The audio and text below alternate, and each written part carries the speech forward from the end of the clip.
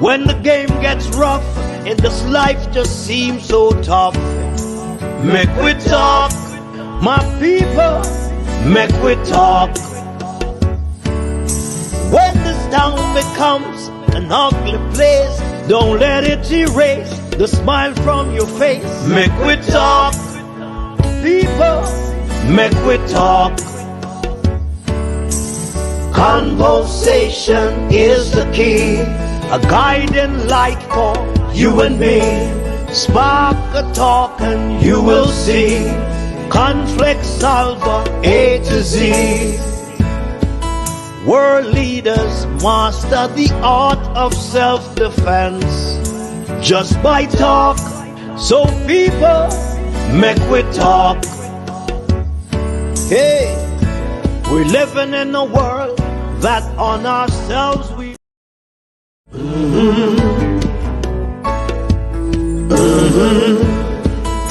When the game gets rough and this life just seems so tough, Mek Wi Talk, my people, Mek Wi Talk.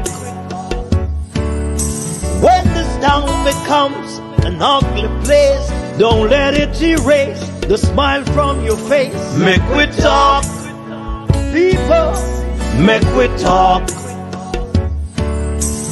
Conversation is the key, a guiding light for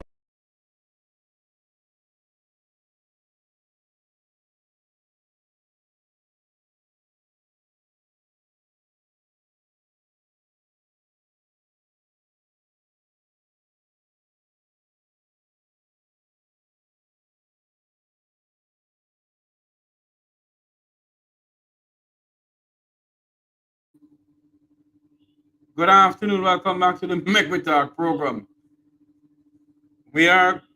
Something just came to me a while ago and I had to go live with this. I just came back into the house. Thank you all for joining me. Thank you all for coming on once more. There's an old Jamaican saying, Fyah there mous tail and tink a cool breeze. You all remember the uproar with Isat Buchanan, attorney at law, our Isaac. Our beloved Isaac Buchanan, and the DPP, where Mr. Buchanan had said some stuff and he apologized about it. Now, an attorney at law who is also the caretaker for St.Mary, Mr. Omar, hold on there for me, Mr. Omar Newell, attorney at law and PNP caretaker for Central St.Mary, Omar Newell is facing major backlash online for saying he now knows why the country's chief prosecutor and director of public prosecution, King's Counsel Paula Llewellyn, has gone off on Vice Cartel attorney at law Isat Buchanan. I want you all to listen to something here. You all can hear me? I'm pretty much sure you all can hear me. I want you all to listen to something here. In fact, a news organization put it in their news yesterday. Listen to this for me. Mr. Newell made the allegation on social media site X on Thursday. Mr. Newell made the allegation on social media site X on Thursday. He posted, quote, "We can now see why DPP went after Isat," end quote. Newell, who is the junior opposition spokesperson on commerce, science, and technology, was reprimanded online by a Jamaican prosecutor, Adley Duncan. Mr. Duncan told Mr. Newell, quote, "This is an extraordinarily disgraceful, borderline libelous comment, particularly from an aspirant to high public office," end quote. Scores of users on X accused Newell of being disgusting, reckless, and classless. One blogger told Mr. Newell, quote, You really should delete this, bro. That's one of the reasons why I have little respect for you politicians.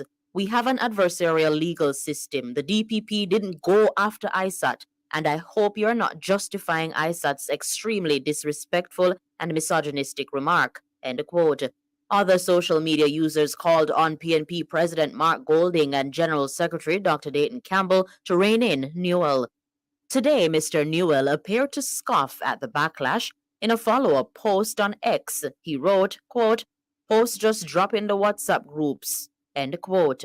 Newell's fellow attorney and comrade Isat Buchanan was recently sanctioned by the disciplinary panel of the General Legal Counsel, GLC. Buchanan was sanctioned for quoting Cartel's lyrics, which appeared to tell the DPP and another senior prosecutor who marshaled evidence during his trial, Jeremy Taylor, to perform lewd sexual acts.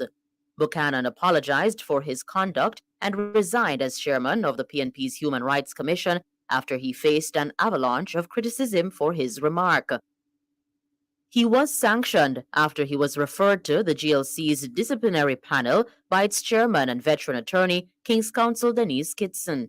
Buchanan has since appealed a 2-year suspension from practicing as an attorney, which was handed down by the GLC's disciplinary panel. When contacted, Mr. Newell declined to comment on. But listen to me now. Mr. Newell came off of the DPP in that news clipping. But in a shocking revelation,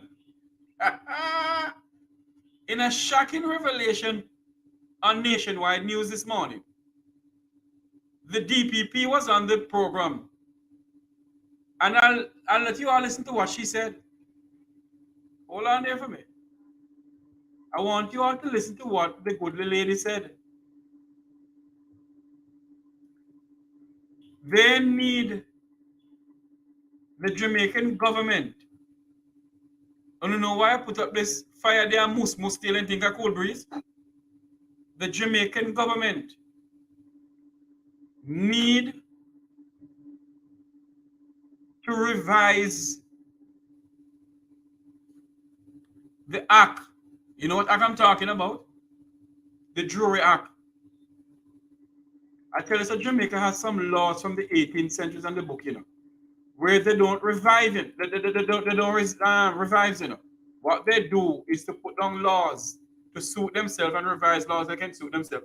Listen to what the good lady said on Nationwide this morning. Paula Llewellyn's shocking comments on Vibes Cartel Privy Council appeal.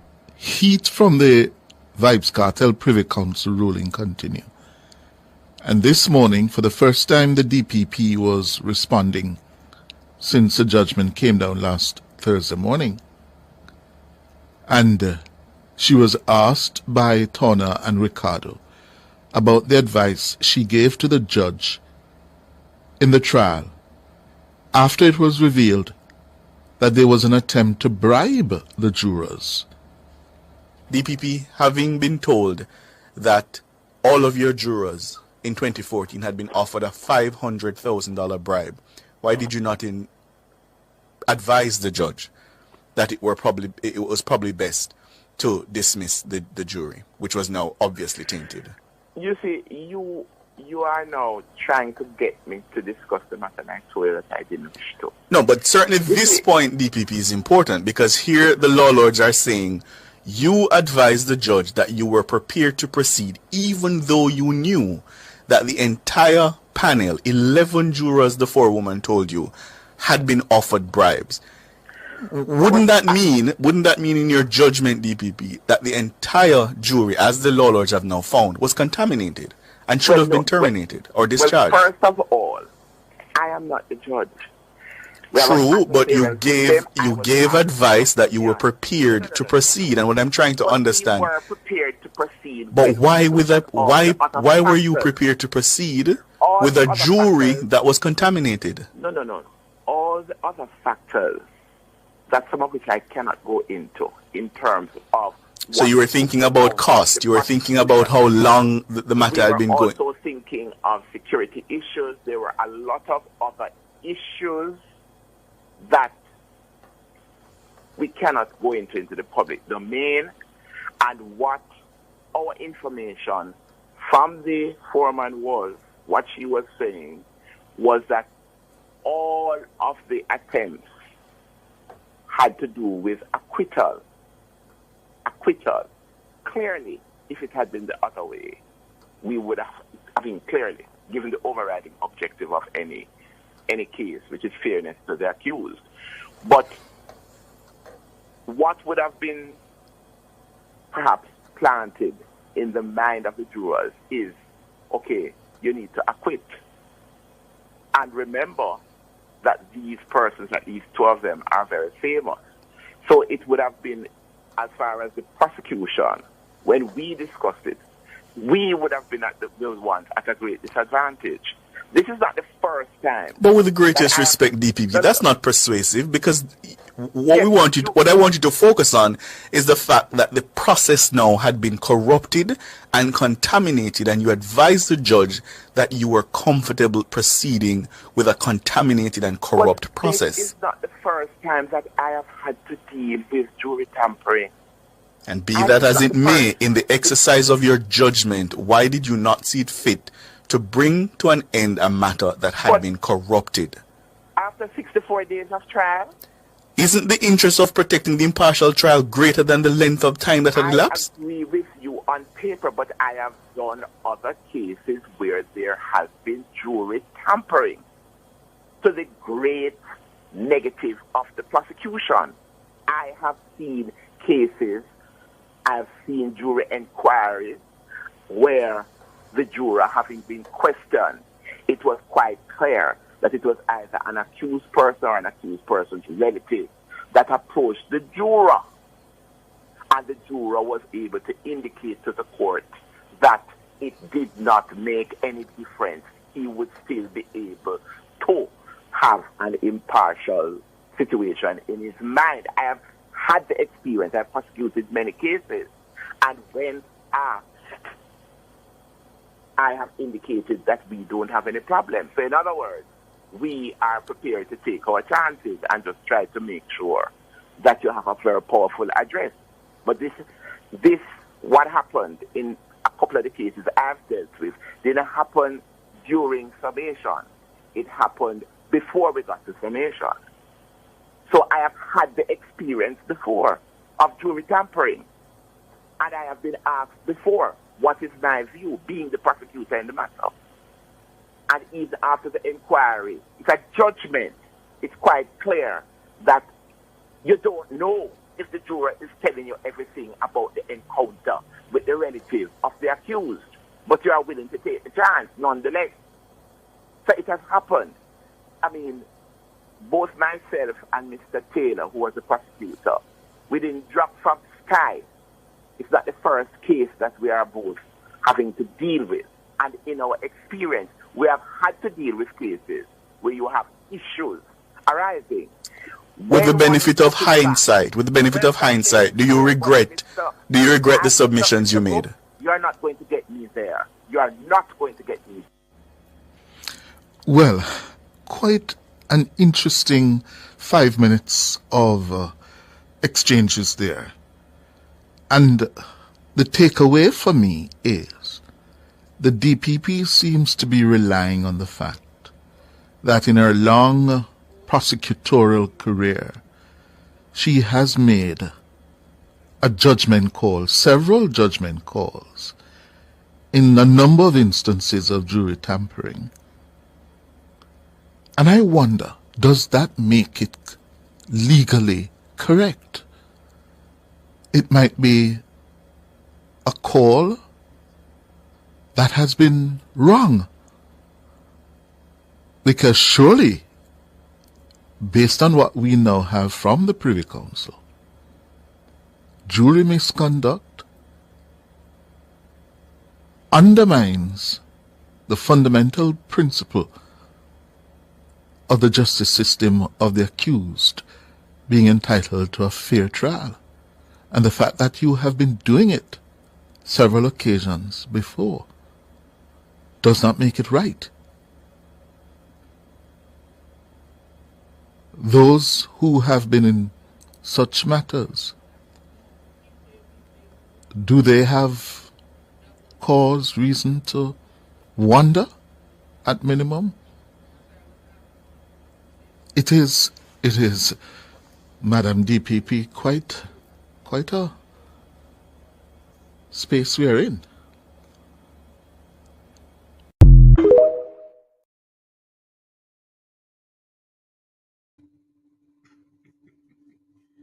My fellow Jamaicans, I am no attorney at law.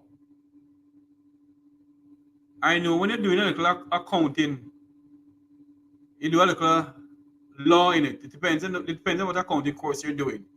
If you're doing ACCA, Chartered Accounting course, you got to do a little law in it.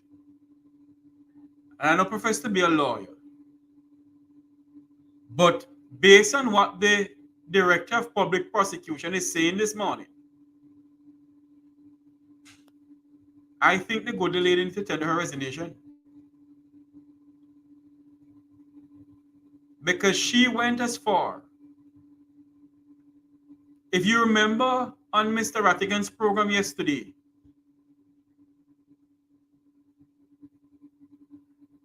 Mr. Rattigan's program on Saturday rather, at that time, Mr. Adidja Palmer, a.k.a. Vive Cartel attorney at law, was King's Counsel Thomas Tavares Finson. Mr. Finson pointed out to the court and to the DPP that there had been some jury tampering. And the DPP instructed the judge, or said to the judge, carry on nevertheless. Now tell me something now. I do not know, and I am prepared to withdraw if I have to. I personally think that the DPP acted, if there's such a word, in corruptly.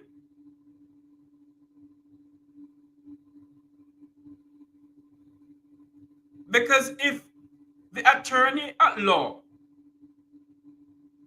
who represented Mr. Cartel says that there's some jury tampering going on, and you are the country's chief prosecutor, Madam DPP.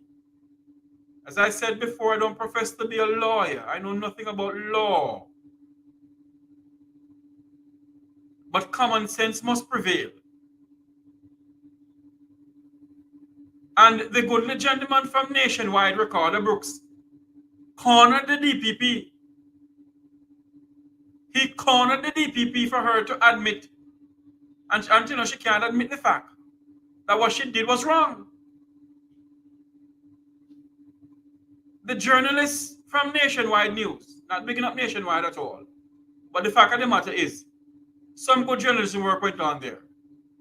And the goodly gentleman from Nationwide, Ricardo Brooks, cornered the Director of Public Prosecution, the Chief Prosecutor for Jamaica.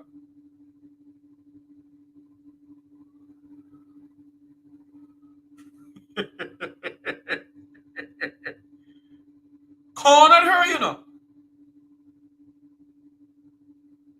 And she said, no, I will not go down that road with you. Madam DPP, what the lords, the chief, the lords of London, Lord this and Lord that and Lord Tyrrell said in London, that the jury acted was not right. The action of the jury was not right. And you, Madam DPP, should have said to the judge, XQYZ. But what you did, Madam DPP, was to instruct the judge, in a sense, to carry on the case. Huh? I want you all to listen again, you know, because I find this very fascinating. I want you all to listen to this again. The Director of Public Prosecution need to tender her resignation as Jamaica's Chief Prosecutor. Listen to this. And it begs to ask the question, that is why she went over Mr. Buchanan. Hold on there, listen to this. Paula Llewellyn's shocking comments on Vibes Cartel Privy Council appeal. Heat from the Vibes Cartel Privy Council ruling continue. And this morning, for the first time, the DPP was responding since the judgment came down last Thursday morning. And she was asked by Tona and Ricardo about the advice she gave to the judge in the trial after it was revealed that there was an attempt to bribe the jurors. DPP, having been told that all of your jurors in 2014 had been offered a $500,000 bribe, why did you not advise the judge that it was probably best to dismiss the jury, which was now obviously tainted?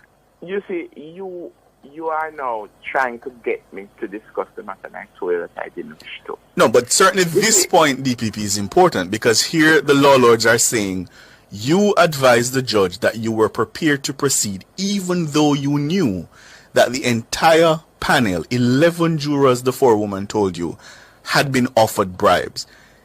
Wouldn't that mean in your judgment, DPP, that the entire jury, as the law lords have now found, was contaminated and should have been terminated or discharged? Well, first of all, I am not the judge. True, but you gave advice that you were prepared to proceed, and what I'm trying to understand. We were prepared to proceed. But why were you prepared to proceed with a jury that was contaminated? No. All the other factors, that some of which I cannot go into in terms of. So you were thinking about cost. You were thinking about how long the matter had been going. We were also thinking of security issues. There were a lot of other issues that we cannot go into the public domain, and what our information from the foreman was, what she was saying, was that all of the attempts had to do with acquittal. Clearly, if it had been the other way, we would have, clearly, given the overriding objective of any case, which is fairness to the accused. But what would have been perhaps planted in the mind of the jurors is, okay, you need to acquit. And remember that these persons, at least two of them, are very famous. So it would have been, as far as the prosecution, when we discussed it, we would have been those ones at a great disadvantage. This is not the first time. But with the greatest respect, DPP, that's not persuasive, because what I want you to focus on is the fact that the process now had been corrupted and contaminated, and you advised the judge that you were comfortable proceeding with a contaminated and corrupt process. This is not the first time that I have had to deal with jury tampering. And be that as it may, in the exercise of your judgment, why did you not see it fit to bring to an end a matter that had been corrupted? After 64 days of trial? Isn't the interest of protecting the impartial trial greater than the length of time that had elapsed? I agree with you on paper, but I have done other cases where there has been jury tampering to the great negative of the prosecution. I have seen cases, I've seen jury inquiries where the juror, having been questioned, it was quite clear that it was either an accused person or an accused person's relative that approached the juror. And the juror was able to indicate to the court that it did not make any difference. He would still be able to have an impartial situation in his mind. I have had the experience. I've prosecuted many cases. And when asked,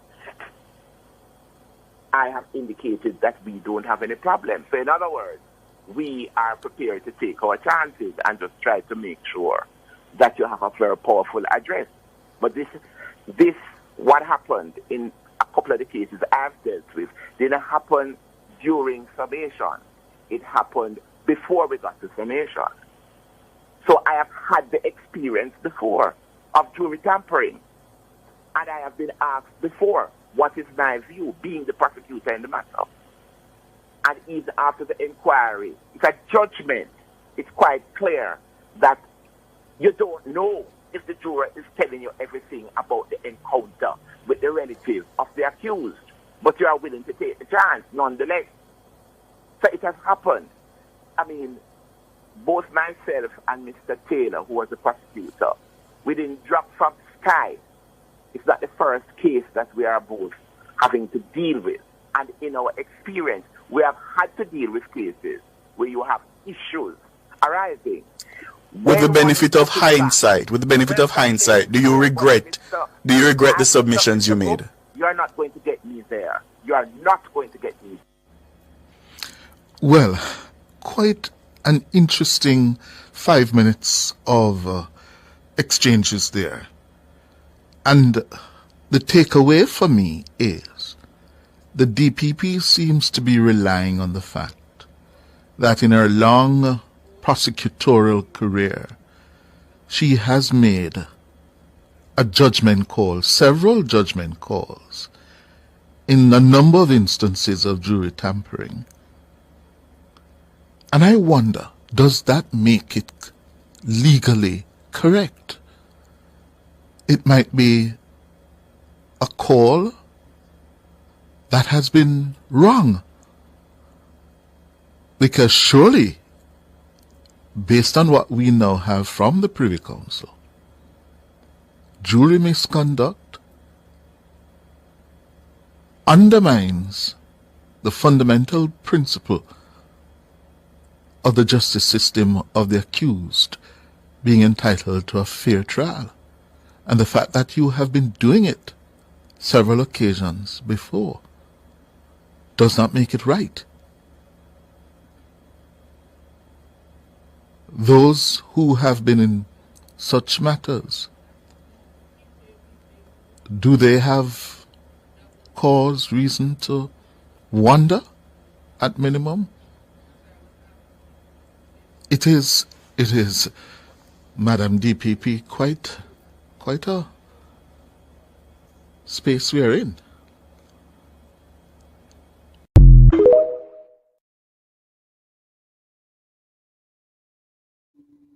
Good afternoon, Mr. Jeffrey. Good afternoon, ma'am. How are you doing? What is the views and what happened in the Vibe Cartel case and the DPP? My take on it, you know. Well, you know, sir, I'm your first time I call, but me have to call and say something.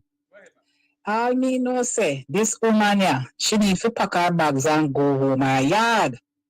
She have not been serving the public well all these years. And she admit it here now, so she do things in the past. So she guilty. She don't have no ethics or no morality as far as me see it. And the degree where she have, no work the paper it right pan. And the designation though she a QC, sir. She's a disgrace to the legal profession. She fit galang her yard. She is a wicked, wicked woman. And talking about you're not going to make me admit it. No, you don't have to make nobody make you admit it. You admit it already. You is a disgrace. Galang home. My God. Paula, before you go, what I can't understand with the Director of Public Prosecution, Jamaica's chief prosecutor, she said that she has done this before. So it begs to ask the question, how many Jamaicans has gone to prison without a fair trial under this DPP? That's a good question. Me don't like to know that because she talks. So yes, she has done cases and she's okay with the tampering at the juror. So, you know, she said this woman is not just, this woman is wicked and she have QC. It's a black eye upon the designation of a QC. People who work hard for them, the designation there. She no good. My God. The Director of Public Prosecution, Paula Llewellyn, I can't even pronounce her name. She needs to pack her bags and go. How many Jamaicans has gone to prison without a fair trial under her watch? That's a question. Why I can't answer that one day. But y'all when she talk about she want a case to try over and more money people for to spend because of fear incompetence. She fit galang home. take her bag and pack up and go along home. And that business with the extension, that's another one. Me sure know say them people in the privy council I look on Jamaica. And I say, what the hell them people are practice here and at the place there? What them I do? Them not have no right for practice like they don't know nothing about it. But not only that, caller. It begs to ask the question, why did Delroy Chuck insisted for her to stay as DPP? Him is another one. Him is another one too. Why? And that me want to know. Me sure enough Jamaican want to know what going, you know. Because poor people are suffer underneath them people for too long. Them need to go home, the whole bunch of them. The director, and I tell you something, callers and viewers on this platform here. Those who never pray and those who are praying, the time has come for us to pray for Attorney at Law Isat Buchanan. I am asking everybody on this platform here, remember Isat Buchanan when you're praying. You need to pray for Isat Buchanan. Pray for this gentleman. Because he is showing the incompetent of the Jamaican justice system. Well, me can tell you something. He might go need more than prayers. If Haiti never under crisis, would I tell him say need for us his mother a Haiti? He need them the kind of things, yes. The one at St. Thomas now can't hold him with them a viper where we have down there. No, sir. Him have to go Haiti. Haiti, where that are the best one right here now for Isat, and they so it reach. Dear God Almighty. Anyway, me can't stay much longer here because the pot pan the fire go catch and me can't make the dinner burn up any idea. So me have to go say later to you because you know when the food burn up and me not make enough money because me not make $13,000 a week can feed me. And me have to make sure so me make it stretch. So me can't turn because I pot a hitch. Later. Thank you very much, ma'am. All right, sir. Okay, ma'am. Thank you for calling in. The great talk show host, the late Wilmot Perkins, always said, the center cannot hold mayor and occupant the land. Mayor and occupant the land. The numbers to call it, let us switch this thing to a call-in program now. For those who want to call in and give your insight and your input on what the Director of Public Prosecution said this morning on Nationwide News. The woman, listen to me, when the journalist cornered her in a man, she wanted to admit, she couldn't admit it. But Jamaicans are not fool, Madam DPP. Madam DPP, the Jamaican people are not fool, ma'am. And the time has come for all of you people to stop taking the Jamaican people for a bunch of idiots.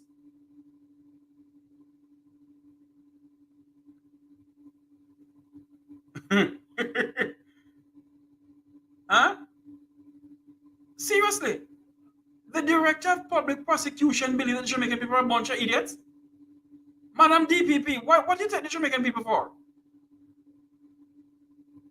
You, Madam DPP, admit the fact a while ago that you has dealt with jury tampering in the past and you allow it to go through. I am no idiot if you listen to what you're saying.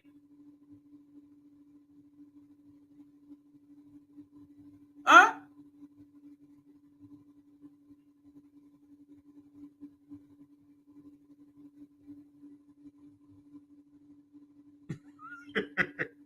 Vinay. But seriously, let me play back. No, I have to play back this thing. I have to play it back. You all listen to what the Director of Public Prosecution said to the people of this country and the people of the Caribbean and the people of the world and the people in the diaspora. In which other modern democracy can this woman be in there?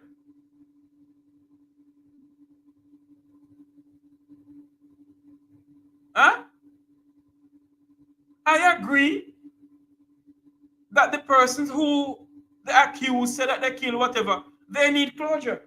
But they must blame the Jamaican justice system. They must blame the Jamaican justice system.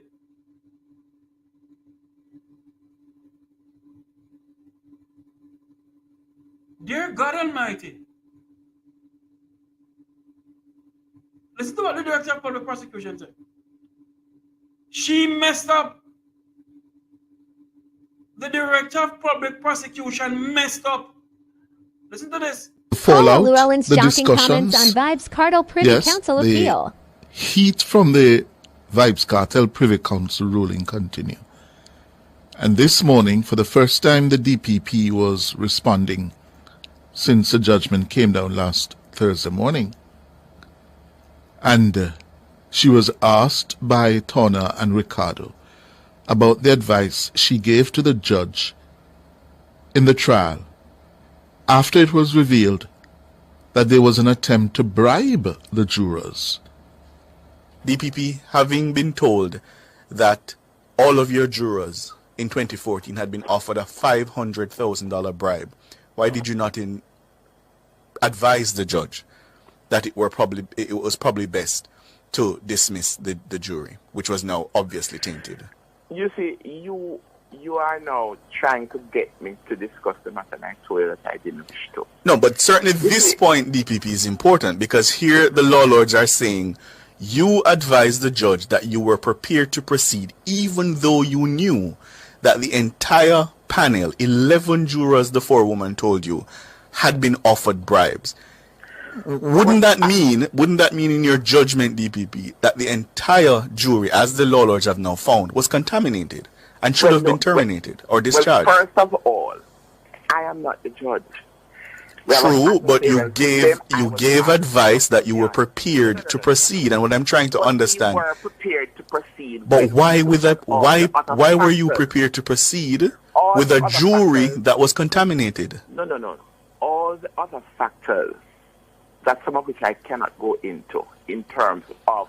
So you were thinking about cost. You were thinking about how long the matter had been going. We were also thinking of security issues. There were a lot of other issues that we cannot go into the public domain, and what our information from the foreman was, what she was saying, was that all of the attempts had to do with acquittal. Clearly, if it had been the other way, we would have, clearly, given the overriding objective of any case, which is fairness to the accused. But what would have been perhaps planted in the mind of the jurors is, okay, you need to acquit. And remember that these persons, at least two of them, are very famous. So it would have been, as far as the prosecution, when we discussed it, we would have been those ones at a great disadvantage.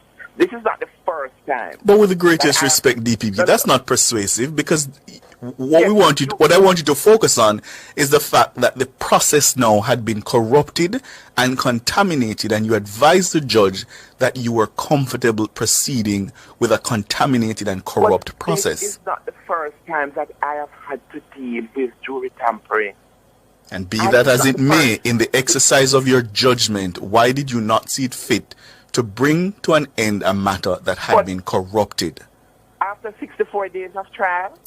Isn't the interest of protecting the impartial trial greater than the length of time that had elapsed? I agree with you on paper, but I have done other cases where there has been jury tampering to the great negative of the prosecution.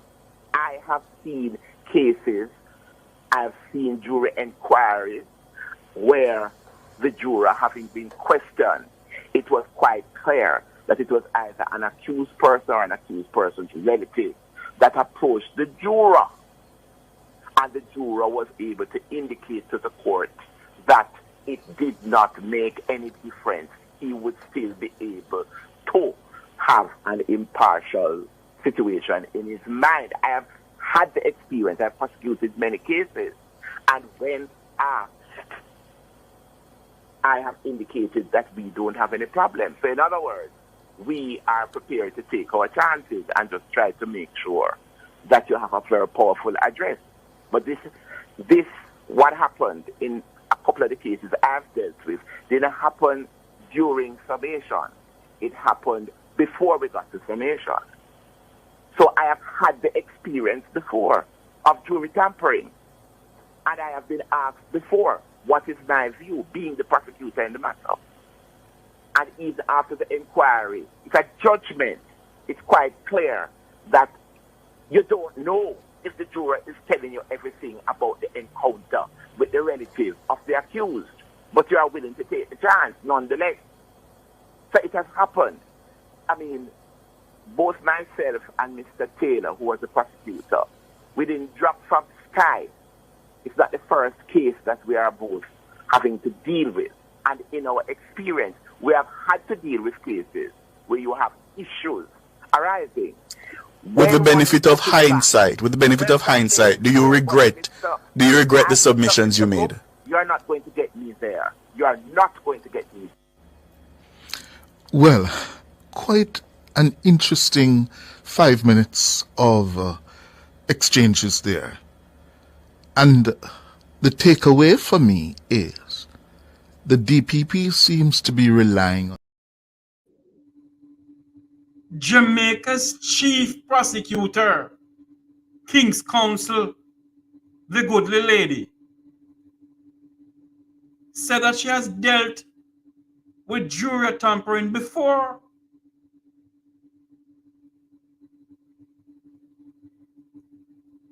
She has dealt with a corrupt situation before. So it begs to ask the question, I am no lawyer and I don't profess to be a lawyer and I don't profess to have any legal mind up here. Mr. Rattigan is an attorney at law. Mr. Buchanan is an attorney at law, and so is other lawyers that I may be acquainted with. But I don't profess to be a lawyer. I am pretty much sure if you get Mr. Rattigan to come online here, if he wasn't that busy, I know he'd come online, and you ask him some questions, or he listen to what the DPP just said, the people of Jamaica must demand this woman to resign.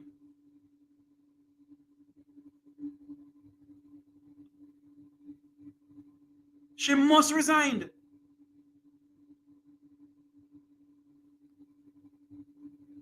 She needs to go. The woman admit to the Jamaican people and the world that she has dealt with this situation before. So it begs to ask the question, how many Jamaican is in prison right now under her watch and she has acted like this before? Huh? She instructed the judge, she advised the judge to continue. Although at that time, Mr. Adija Palmer, lawyer, King's Counsel Thomas Tavares Finson, said that this should not be. In a transcript, or whatever I want to call it, of the court, the good gentleman says no. But the Madam DPP decided to carry on with the case. Our justice system, it is corrupt, it is stink. There's no words to describe Jamaica's justice system. And it begs to ask the question this afternoon. Why did Jamaican Justice Minister Delroy Chuck insist on the Director of Public Prosecution to still remain the Director of Public Prosecution? Why did he insist? Why? Those are the questions that needs to be asked. And we need answers.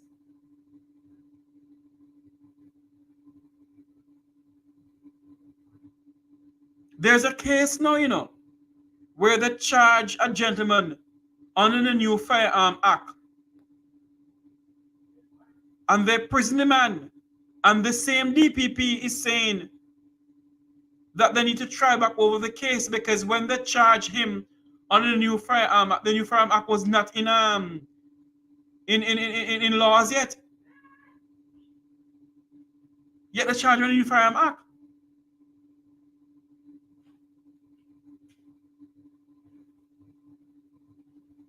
I'm just show you know the Jamaican people don't wake up when they need to wake up. Jamaicans need to wake up.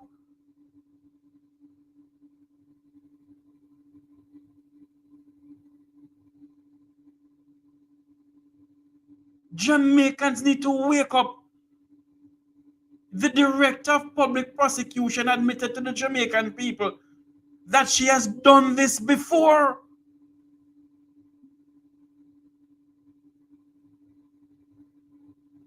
We're no fool, Madam DPP. Don't insult the Jamaican people intelligence, Madam DPP. Don't. Don't do it. My God. How on earth can you people believe that we are a bunch of idiots?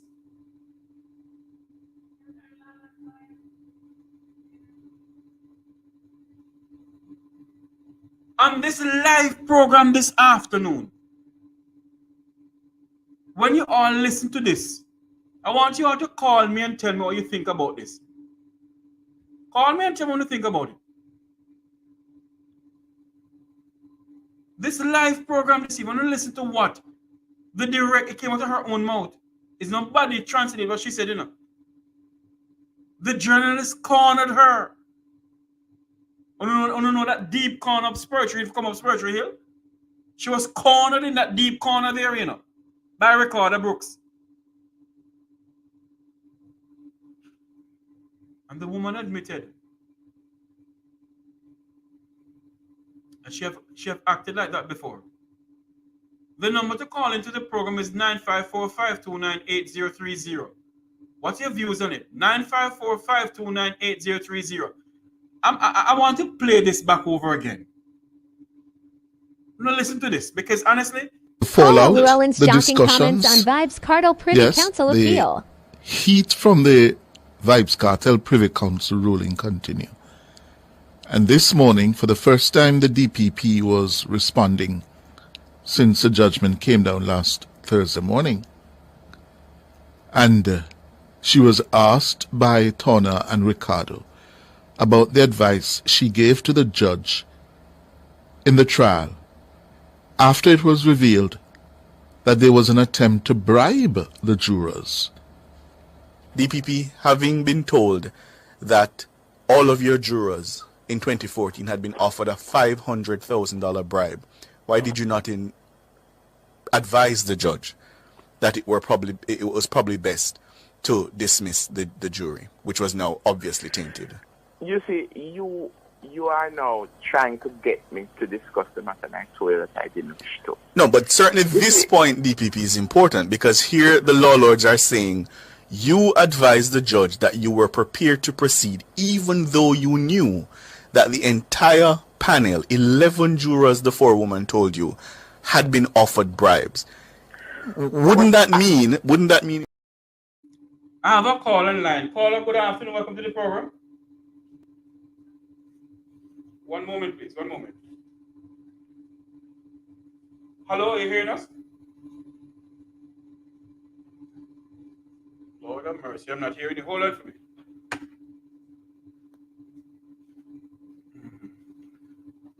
One moment, please. Okay, caller, go ahead now, please. Yes, are you hearing me? Loud and clear from the Grill Point to Moran Point now. Okay, I'm calling from Canada.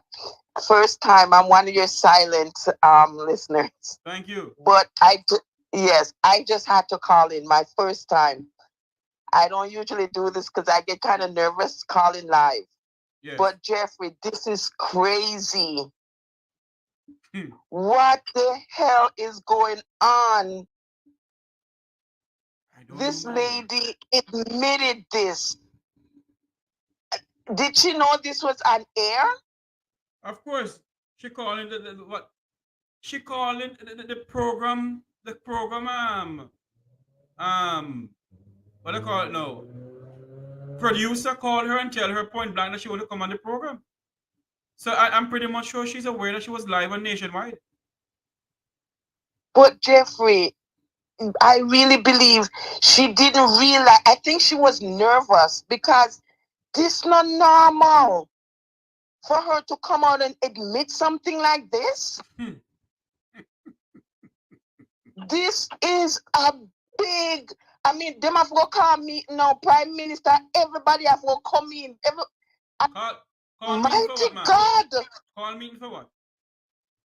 To clean this up because that's what they do. Clean what up? What? When they Jeffrey, stop it. when they're part of the level of corruption in the country, ma'am. Yes, man, no, Jeffrey, but this what's happening, what she admitted to the nation, my God, this not pretty for them. The people of Jamaica need to stand up for themselves too, ma'am. But they're not gonna do it, Jeffrey. That is the thing what I don't understand.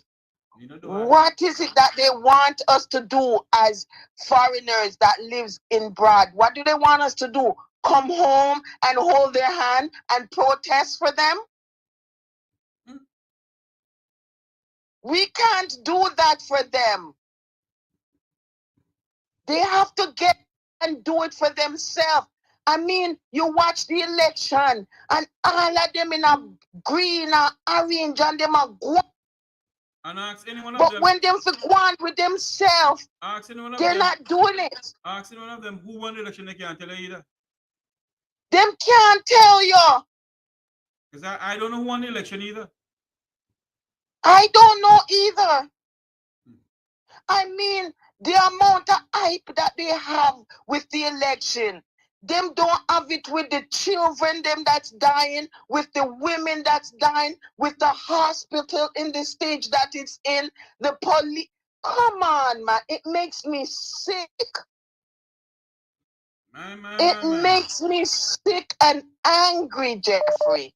Yes, that's true. You know, sometimes I make bad thing make laugh. Sometimes I just have to laugh, and I'm like, my kids are Canadians. Yes. They're not kids anymore. They're grown people.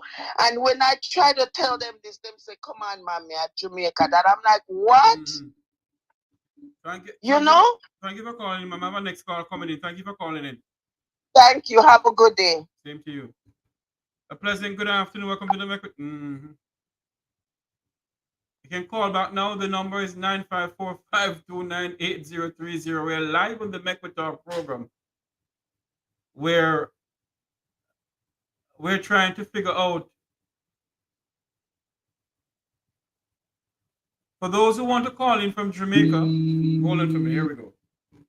A pleasant good afternoon. Welcome to the Mek Wi Talk program. Yes, sir. Good evening. As a street lawyer, I'm not a lawyer, but common sense. She's supposed to be arrested.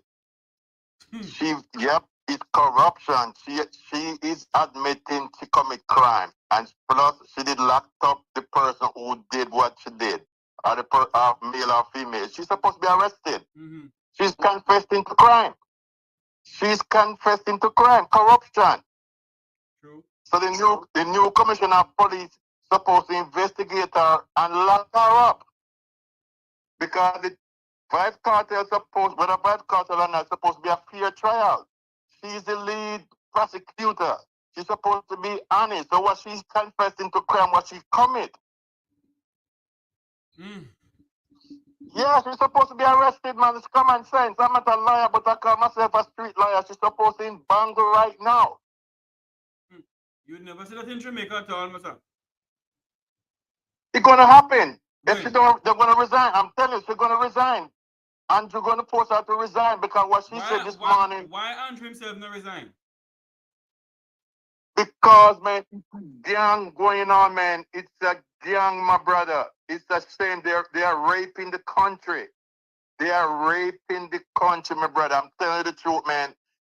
I'm almost 65, man, and I know politicians steal, but I never see a politician like Andrew known as thief. He steal before our eyes. He don't hide like the rest of politicians. He do it before our eyes, man. But Well, this lady made. I don't know if he thief in because I've never seen him stolen anything. It is alleged. No, it's alleged. But the reason why with Usam Bold, what he said, he put money in and take it out back. That's stealing. Why would you put stuff in and take it out? That's stealing, man. My God. Thank you for calling. They are raping the country, man. They are raping the country, my brother. They are raping the country. It's a shame. All right, sir. And you're doing a good job. You're doing a good job, man. You guys are superstar. You're doing a good job. Radigan and those guys, man, they are educating Jamaican. Trust me, man. Thank you so much for calling in. Manners and respect, my brother. Thank you. A pleasant good afternoon. Welcome to the Mek Wi Talk program. Hi, good afternoon. Yes, ma'am. I'm actually listening and wanted to give my input on, on what was actually, the whole interview with the DP, and I have to say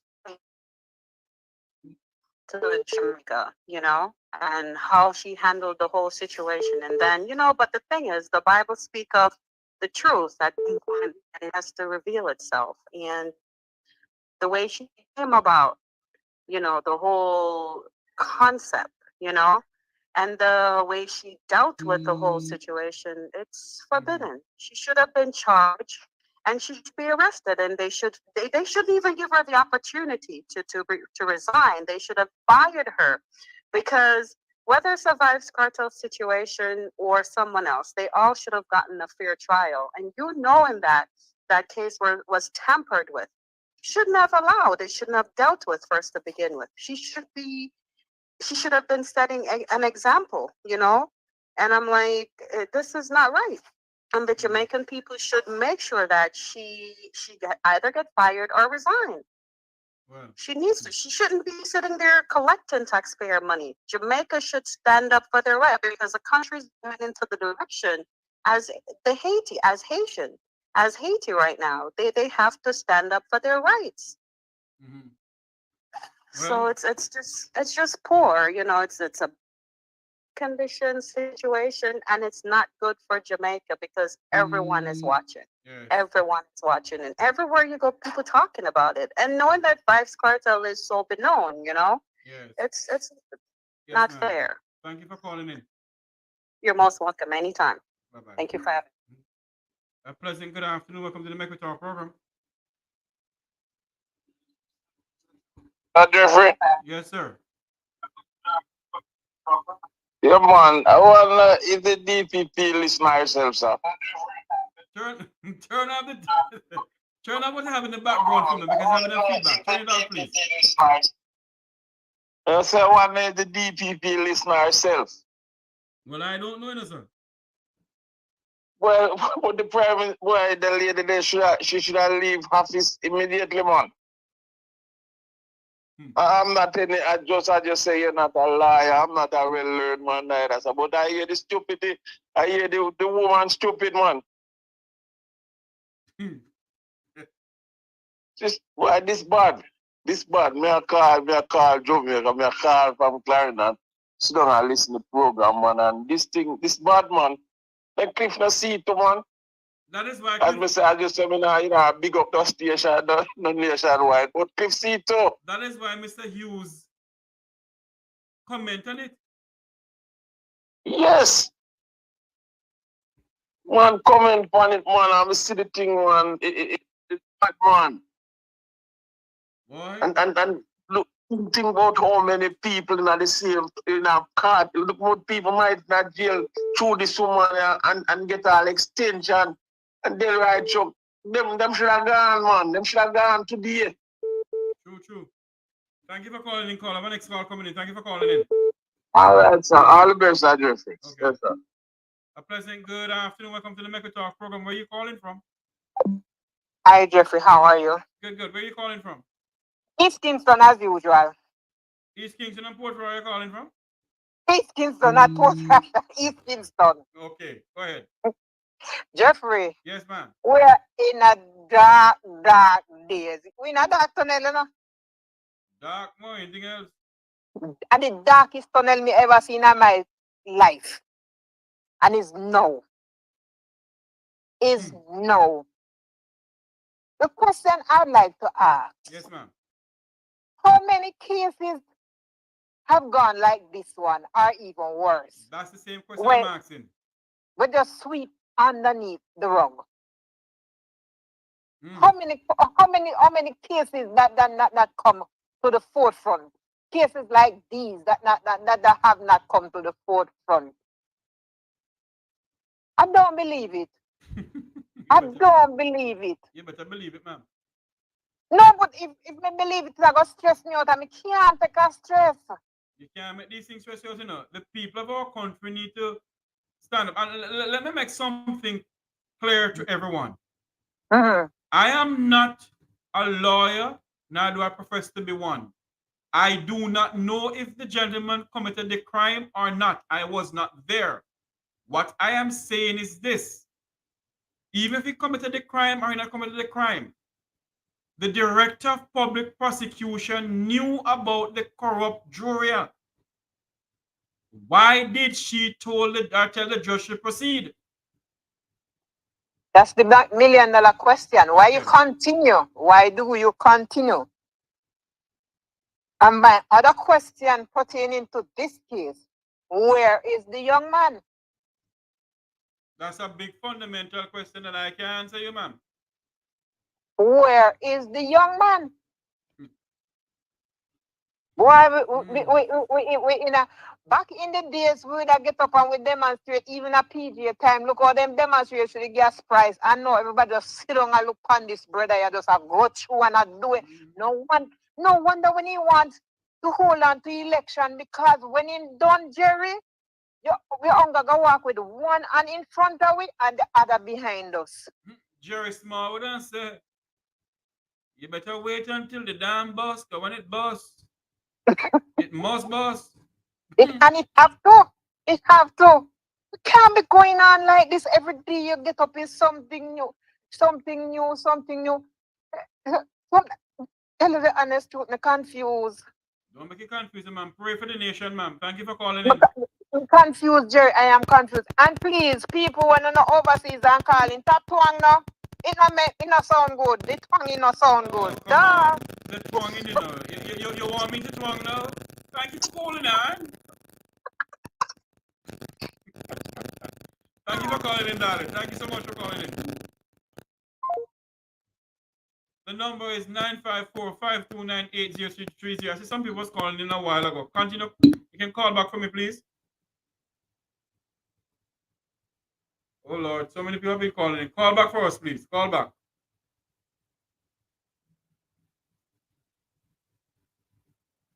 Hello. Good afternoon. Welcome to the Mek Wi Talk program.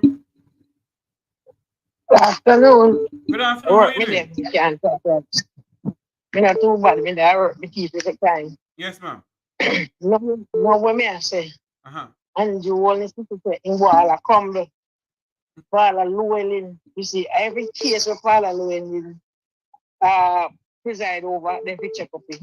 They send Ninja Man back prison from circumstances case. And he went to quite away over and over. No, Mr. Mark Walden, Jamaica people, no need. Let us get up and rally round. Make we do like everybody else do. No needs round here. No needs. This man are going to use his need to run election and do what he want. No needs. No needs. Come on, Mr. Golden. Say something funny again like what you do the first. Try to go up to the council. Go for me. We help you. No needs round here. I can't talk long as I say we there work. But I want everybody to see. Yeah, everybody to see we Paula Llewellyn do. And everybody wants to that prison the case retry. Yes, true. Thank you so much for calling in. Yeah, man. Later. Later, me call the person. Yeah. Okay. All right. Thanks. Lord.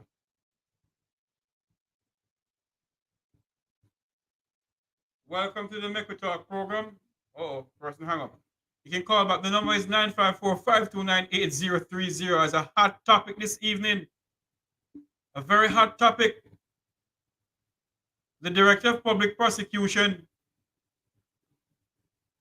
Maybe I'm wrong. I don't know. I'm starting to be corrected. Didn't she admit to the fact that, hold on for me. A pleasant good afternoon. Welcome to the Mek Wi Talk program. You're live. Yes, sir. Calling from Canada, sir. How are you, sir? I am here, sir. Looking and living, sir. Yes, I just want to say something, sir. Go ahead, sir. She just admitted something out of her own mouth. Mm-hmm. It happened before.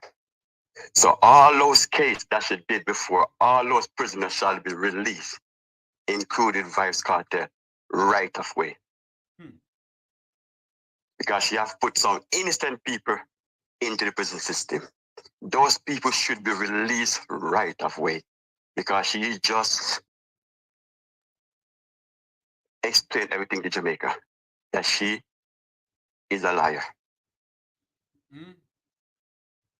May God help Jamaica. Have a nice day, sir. Thank you for calling in, sir.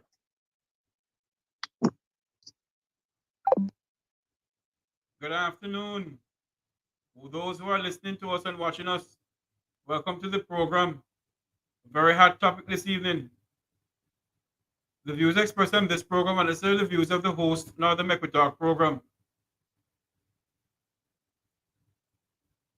The numbers to call is 954-529-8030. Those who were calling earlier on, you can call back. The lines are free. The line is free up, rather. You can call back now. 954-529-8030. Hello, pleasant good afternoon. Welcome to the Mek Wi Talk program. Where are you calling from? Hello? Hello? Yes, good afternoon. Welcome to the Mek Wi Talk program. Where are you calling from? Yes, good afternoon, Jeffrey. I'm calling from New York. Yes, sir. Welcome to the program. Go ahead. Yes. When we thought that this Privy Council ruling was a one-off thing, it is a modus operandi in the DPP office and in the Jamaican court. Can you imagine that?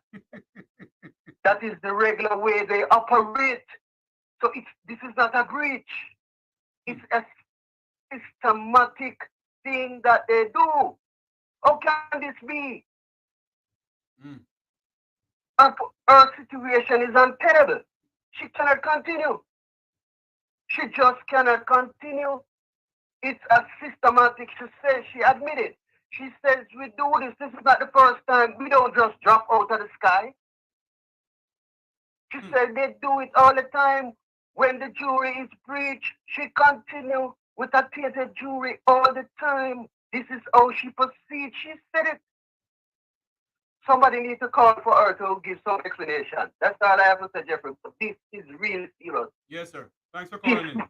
It's really serious. Okay, Jeffrey. Bye. Thank you. My. The number is to call is 954-529-8030. 954-529-8030. What is your views on what the Director of Public Prosecution just said? 954-529-8030. That's the number to call into the program. 954-529-8030. Sorry, hold on for me. Hello, welcome to the Mek Wi Talk program. Jeffrey, how are you doing? I am good. So I wanted to follow up on the last caller's comment where she referred to as it didn't fall out of the sky, and she said they. So does that mean other prosecutor is that same practice that that's what they do? They'll continue if the jury is tainted.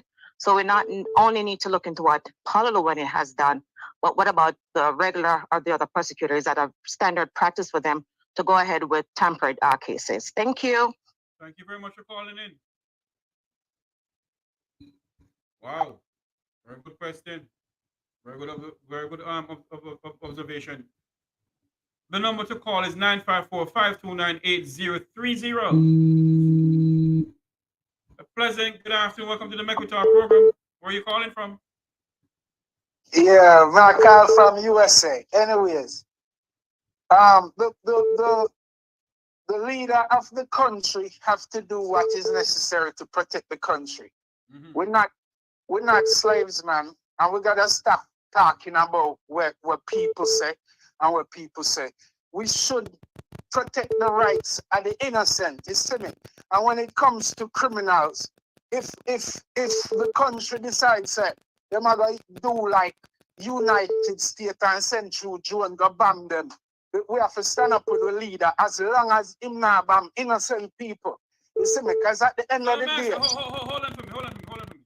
What are you saying? We must stand up against the leaders of the country. What they're doing? Yes, we have to stand up with the leaders as long as it's not an innocent man. So hold on there. Let me ask you this question, sir. Hold on. Yeah. Why are you saying we must stand up with the leaders in what way? I don't understand you. I'm saying Jamaica is one country. If we don't stand up together for sense, for make sense in the country, we won't ever move forward, man. And if we stay inside and eat ourselves from inside and fight ourselves, and can't ever come to this. Hold on there for me, because what you're talking don't make no sense to me. Yeah, what you say?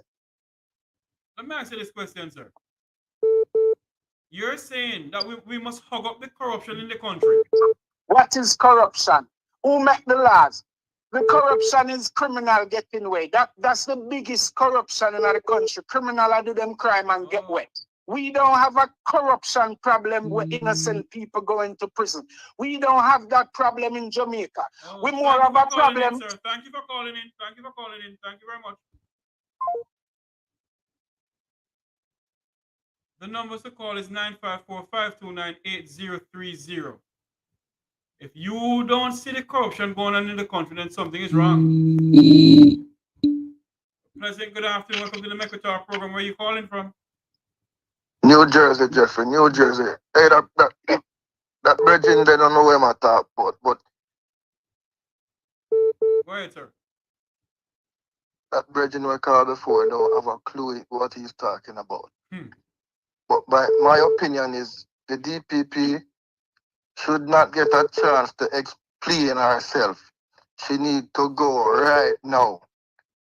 Right now. Sorry for the expletive, but right now she needs to go.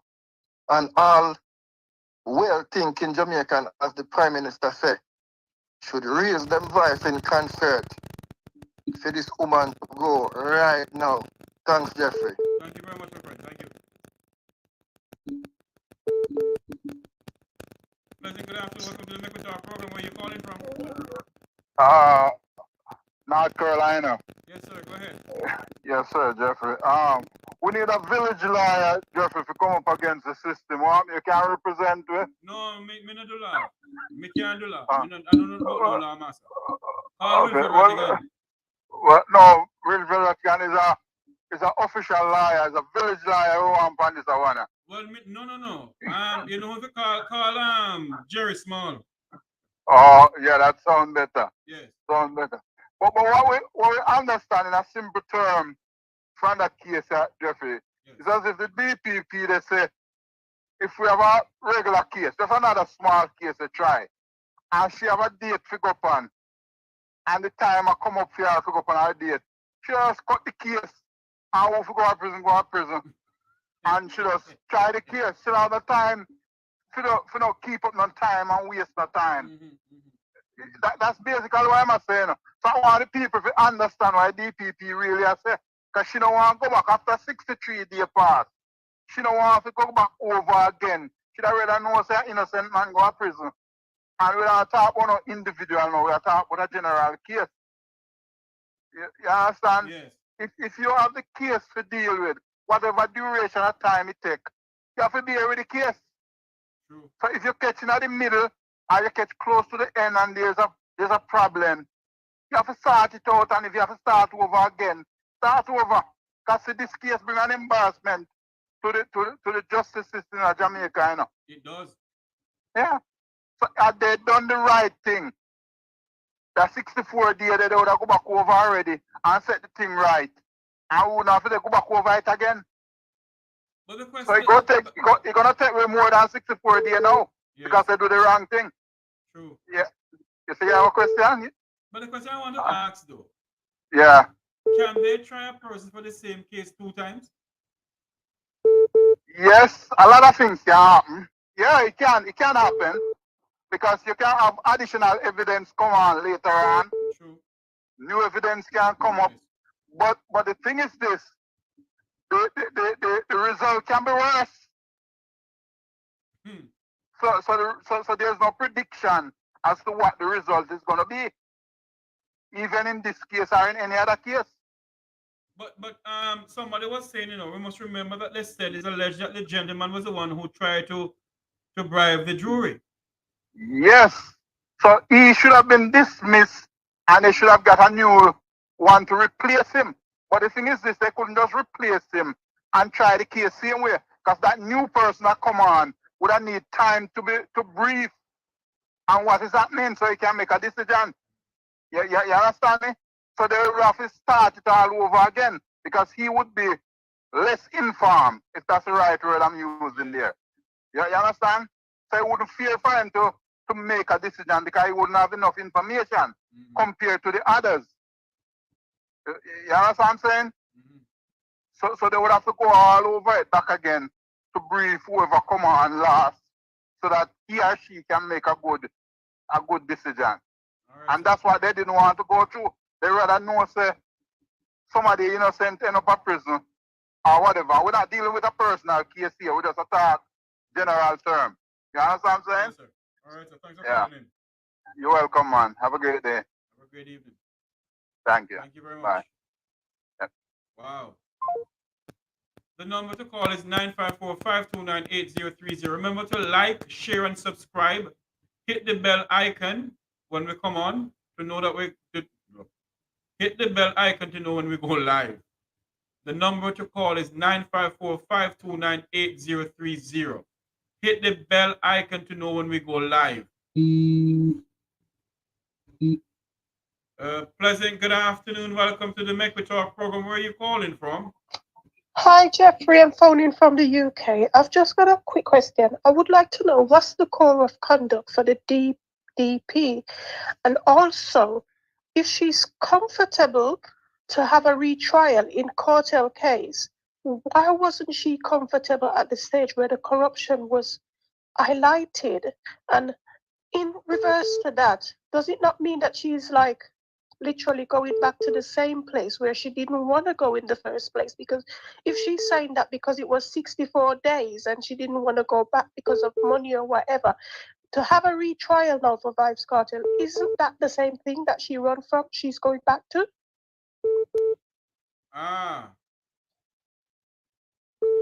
So correct, literally, she doesn't show any competence in her job. And I think that because of her incompetence, it gives her so much confidence because of the corruption that has been supported throughout her time in office. So I think the best thing for the government to do is to get rid of her, review the cases that she's dealt with, and we need to stop the corruption now in order for us to go forward. And that's my take. Thank you very much for calling in. No problem. Have a good day, sir. Same to you. Thank you. Bye.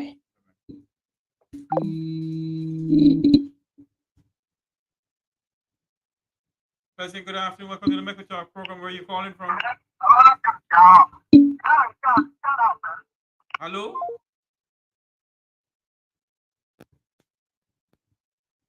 The number to call is 954-529-8030. A pleasant good afternoon. Welcome to the Mek Wi Talk program. Where are you calling from? Okay, you're playing games. No matter what this evening. The number to call is 954-529-8030.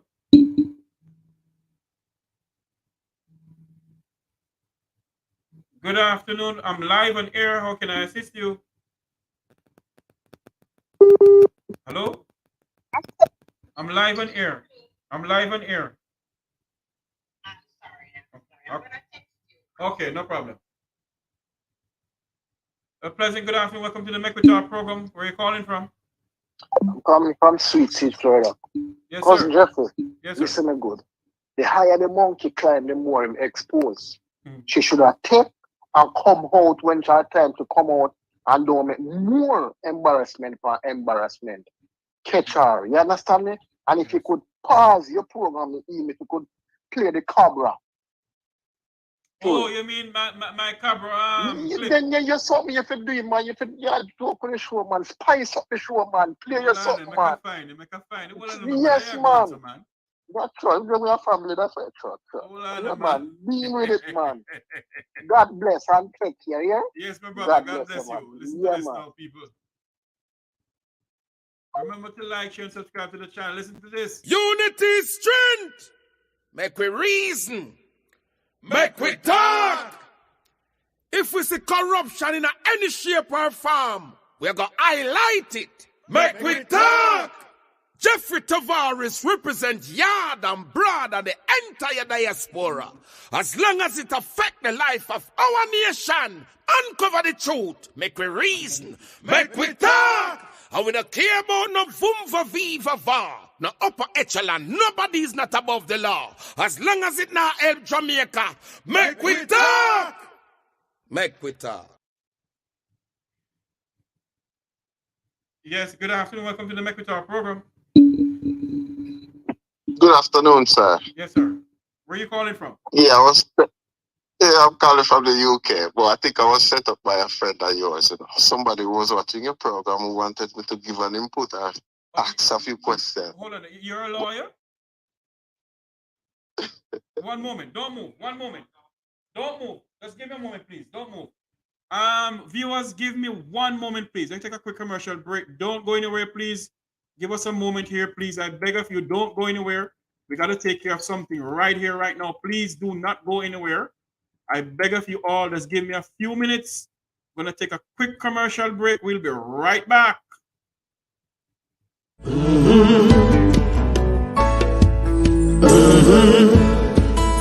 When the game gets rough and this life just seems so tough, Mek Wi Talk, my people, Mek Wi Talk. When this town becomes an ugly place, don't let it erase the smile from your face. Mek Wi Talk, people, Mek Wi Talk. Conversation is the key, a guiding light for you and me. Spark a talk and you will see. Conflict solver A to Z. World leaders master the art of self-defense just by talk. Yes, caller. Welcome back to the program. Yeah. Yes, sir. Go ahead. Thank you. Yes. What is it? Yes, so the Go ahead. I'm wondering on a scale of 10, yeah, what are the conviction rate for Jamaica, given the exposure that Vybz Kartel gave to the local justice system the other day? Even the indignation, the obvious indignation that the panel showed in regards to the application of Jamaica's approach to common law. Right. What's the unsafe conviction rate, given the fact that 98% of the people in prison in Jamaica cannot afford afford a lawyer, much as the Privy Council. Yeah. I mean, these things need looking into. These things need forensic intervention. This is not, this is not. Come on, man. Think about it. Because based on the whole thing, and you're correct. Based on the whole thing with the Vybz Kartel case and Mr. Buchanan take it to the Privy Council and so forth, And the revelation now that is given to the Jamaican people by the Lords in London, I think there has to be some question asked about Jamaica's jurisprudence. Yes, and the reaction again from the head of the Department of Public Prosecution of Jamaica. I mean, come on, the attitude, the conduct wasn't conducive to a thorough law, legal process. You know, these things are heart-wrenching, heart-breaking. You know, there isn't an indication of care, any compassion for. It's like I'm lost for words, to be fair. Yes. You see, yeah, because myself, is a Jamaican. I've been through the justice system. You've asked me before if I'm a lawyer. I'm in training, you know. Legally, I can't say I'm a lawyer if I'm not fully, but I'm learned enough to, you know, to give an opinion on what I've seen. You get me? So let me ask you this question though. I know you're practicing law in London, and Jamaica's not practicing. No, you're studying to be a lawyer, rather. I'm still in training. You're still in training to be a lawyer, and Jamaica's justice system is made up of the London justice system in a way. Am I correct? The Commonwealth. Yeah. Yes, the Commonwealth. Common law. Yeah. Common law. Yeah. Okay. Based on what you see so far, sir, in what the Director of Public Prosecution just said, and she's also Jamaica's chief prosecutor. I know you asked some questions about, you know, do you think that the case that she has tried before, you think that they should go back over them and see if ever there was any tampering of evidence? From my estimation, I would be generous to say 70% of these convictions are unsafe convictions. Why would you say that? There is no way you can attribute any credibility to a person of you know, with such public responsibility who displays such disregard for the actual practice, the principles of the practice at which she professes she's off. You get me? I mean, admitting openly that you have allowed come on, man. You know, it's the fact that she can admit that openly. I'm not saying these things doesn't happen, you know, nothing is perfect. But the fact that you know that this is not allowed, but for some reason, you've got immunity whereby, above all else, you know, you think you can admit it. The Privy Council wasn't forced on us. It was agreed. It was a consensus by the Commonwealth. You got Canada in the Commonwealth. You got New Zealand. You got other white nations. Let me ask you this question, though, Paula, before I let you go. Because I'm going to talk to you off air. I'll call you back. But I ask you this question before you go. You think in any other modern democracy this nonsense could happen and she still remain as DPP?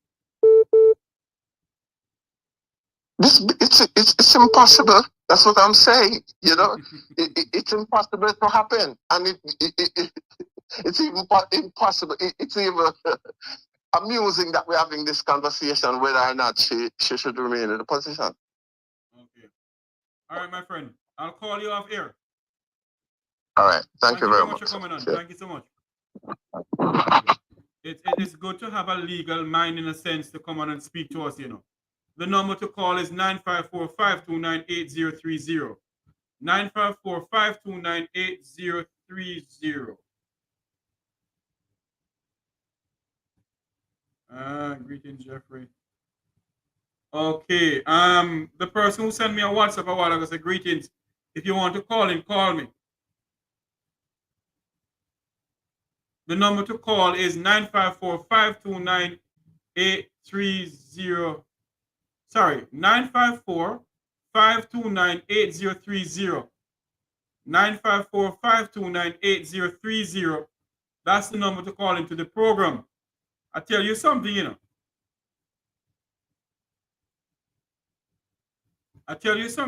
The people of our beloved country, many of us believe that we're in here to tear down Jamaica. Not here to tear down Jamaica at all. Hold on there for me. A pleasant good afternoon. Welcome to the Mek Wi Talk program. Where are you calling from? Hello? New York. How are you? Hello. Good, sir. Good afternoon. How can I assist you? Go ahead. Yes, Jeffrey. I have a question for you, sir. Go ahead, sir. And I also have a comment. I also have a comment. The Privy Council, right? They had the right to either remand the case, which they did, or dismiss it outright, right? Yes, they could do that, but I think what they did was to leave it to the local court to do so. Okay, good. So what I'm trying to say to you, if the Privy Council could have dismissed the case right out, I don't see why they had to send it back to the local court.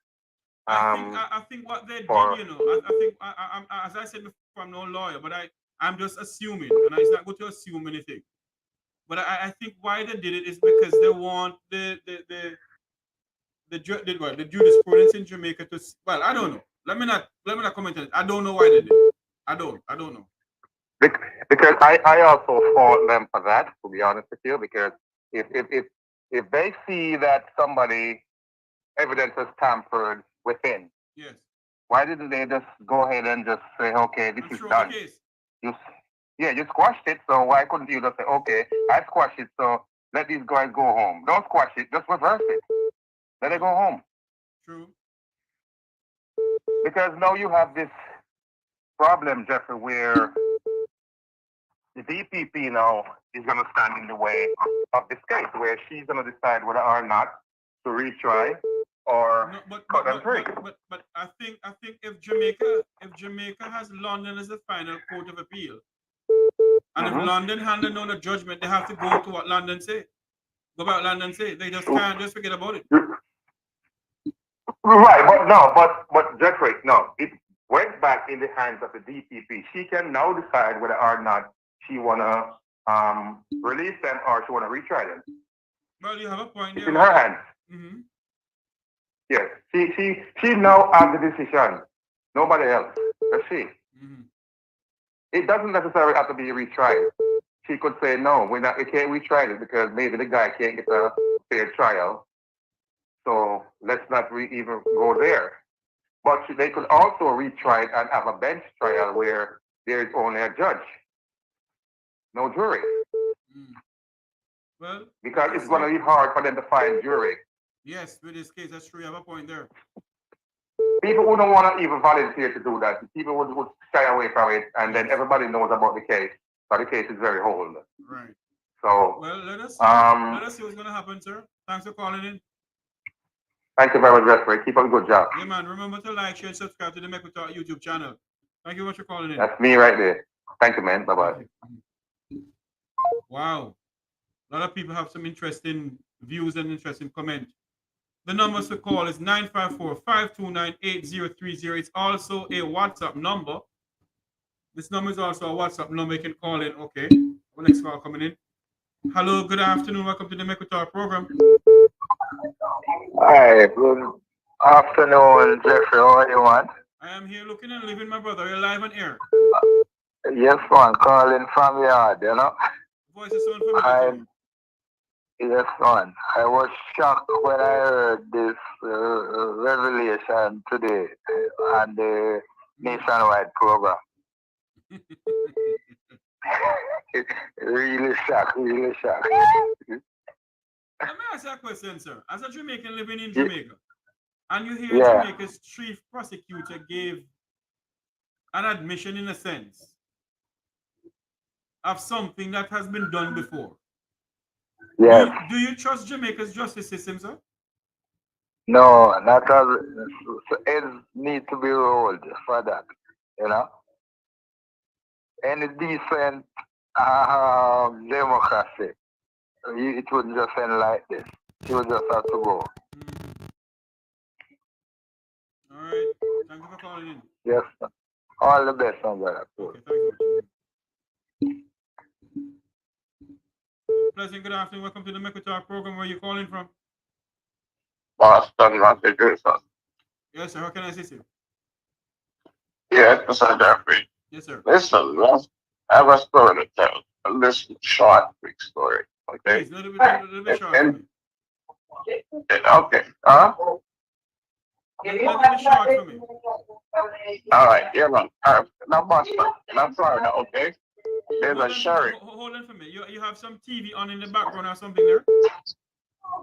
No, man, I'm the TV on, man. Well, I'm having some feedback. Are you in a bar or something? Hold on. I will turn off. I feel that now. I hear nothing, friend. Turn off the TV. Whatever you have in the background, turn it off, please, because it's having a feedback here in the studio. All right, we talk about that. Okay. The number to call is 954-529-8030. And when you're calling to the program, please ensure that your TV and everything is off. One moment, please.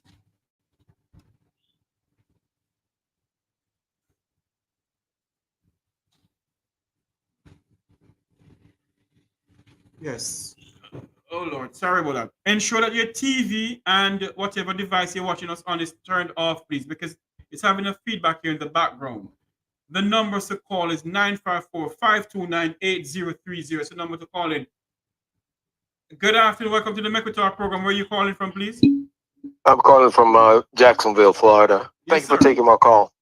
The DPP, in my opinion, is compromised, and it's clear based upon what you just admitted to. And if this is just this one case because of who the defendant is, I can just imagine other cases that may have been compromised also. She should go immediately. You believe, in my sir, opinion. you believe, sir, if it was in the United States, this happened, what do you think would happen to the Attorney General? That person would have lost their job, in my opinion. Yes. You know, she has to go. It's clearly her arrogance. It just shows you how corruption is so overwhelming. These people have no character, no pride, man. And it's showing clearly. There's no way out. It's not like you can say you unhear what she said. We heard what she said. Yes. And you know. And the funniest thing is, it's not as if anybody make it up. The journalists from Nationwide cornered her. Mm-hmm. Do you know that deep corner coming up the hill up Spurtree Hill? I know. I had an accident on that spot. There you go. She was cornered by Ricardo Brooks. I think it caught her off guard, but you know what? Yes. The way they say it's done in the dark must come to the light. Thank you. You know, and that's exactly what happened. And her, she can't get out of that. She got to go. She has been compromised, and it's showing more and more. Can you imagine other cases that probably was as such? Yes. She has to go. I appreciate it. Thank you for taking my call. Thank you for calling in. Remember to like, share, and subscribe to the Mek Wi Talk YouTube channel and hit the bell icon to know when we go live. Absolutely, Jeffrey. Thank you so much, man. Thank you. Okay. Bye-bye. Wow. A very interesting evening this evening. The number to call is 954-529-8030. That's the number to call into the program. And please remember, when you're calling into the program, turn off your TV or whatever device you have playing in the background there. Turn it off, please. There is something that came across my phone this morning.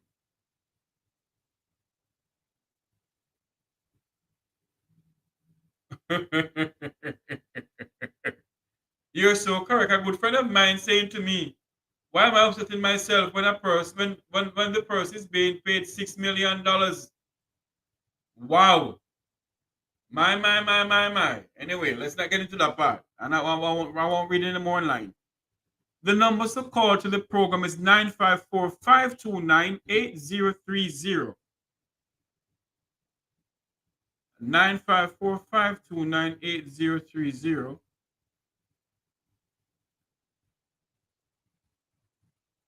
That's the number to call into the program. Trying to figure out who this person is. 954-529-8030. I understand that you're so correct, Chris. 954-529-8030 is the number to call into the program. The DPP. Do you believe the DPP is tainted? Do you believe that her action in the case, she acted corruptly? Do you believe that she was acting in a manner that is unbecoming of the office of the DPP? Based on what we have heard this evening from the gentleman who interviewed her on one of Jamaica's famous radio station, and the DPP love to go on that radio station, you know. I don't think she's gonna go back on the radio station based on how this journalist cornered her. Fallout, Paula Llewellyn's the shocking discussions, comments on Vibes Cartel Privy Council appeal. Heat from the Vibes Cartel Privy Council ruling continue. And this morning, for the first time, the DPP was responding since the judgment came down last Thursday morning.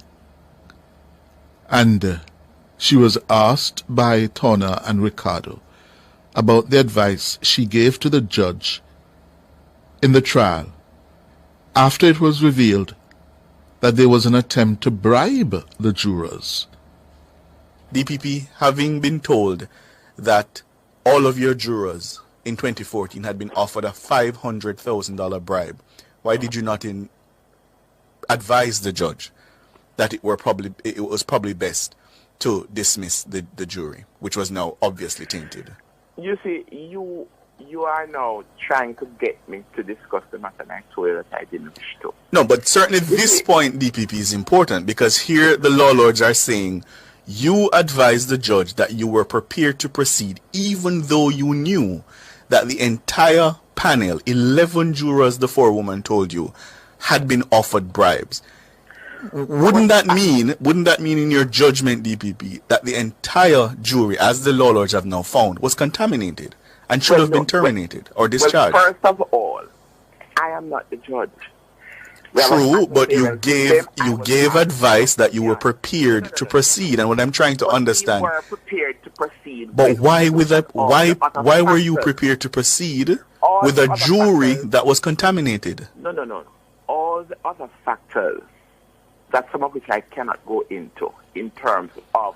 So you were thinking about cost. You were thinking about how long the matter had been going. We were also thinking of security issues. There were a lot of other issues that we cannot go into the public domain.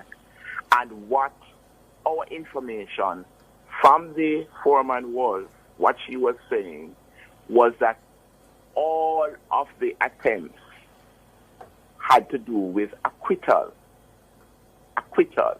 Clearly, if it had been the other way, we would have, clearly, given the overriding objective of any case, which is fairness to the accused.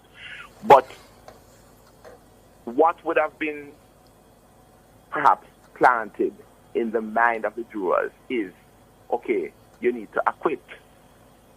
And remember that these persons, at least two of them, are very famous. So it would have been, as far as the prosecution, when we discussed it, we would have been those ones at a great disadvantage. This is not the first time. But with the greatest respect, DPP, that's not persuasive, because what I want you to focus on is the fact that the process now had been corrupted and contaminated, and you advised the judge that you were comfortable proceeding with a contaminated and corrupt process. This is not the first time that I have had to deal with jury tampering. And be that as it may, in the exercise of your judgment, why did you not see it fit to bring to an end a matter that had been corrupted? After 64 days of trial? Isn't the interest of protecting the impartial trial greater than the length of time that had elapsed? I agree with you on paper, but I have done other cases where there has been jury tampering to the great negative of the prosecution. I have seen cases, I've seen jury inquiries where the juror, having been questioned, it was quite clear that it was either an accused person or an accused person's relative. that approached the juror. And the juror was able to indicate to the court that it did not make any difference. He would still be able to have an impartial situation in his mind. I have had the experience. I've prosecuted many cases. And when asked, I have indicated that we don't have any problem. So in other words, we are prepared to take our chances and just try to make sure that you have a very powerful address. But this, what happened in a couple of the cases I've dealt with, didn't happen during summation. It happened before we got to summation. So I have had the experience before of jury tampering. And I have been asked before, what is my view, being the prosecutor in the matter? And even after the inquiry, it's a judgment. It's quite clear that you don't know if the juror is telling you everything about the encounter with the relative of the accused, but you are willing to take the chance nonetheless. So it has happened. I mean, both myself and Mr. Taylor, who was the prosecutor, we didn't drop from the sky. It's not the first case that we are both having to deal with. And in our experience, we have had to deal with cases where you have issues arising. With the benefit of hindsight, do you regret the submissions you made? You are not going to get me there. You are not going to get me. Well, quite an interesting 5 minutes of exchanges there. And the takeaway for me is the DPP seems to be relying on the fact that in her long prosecutorial career, she has made a judgment call, several judgment calls, in a number of instances of jury tampering. And I wonder, does that make it legally correct? It might be a call that has been wrong. Because surely, based on what we now have from the Privy Council, jury misconduct undermines the fundamental principle of the justice system of the accused being entitled to a fair trial. And the fact that you have been doing it several occasions before does not make it right. Those who have been in such matters, do they have cause, reason to wonder at minimum? It is, Madam DPP, quite a space we are in.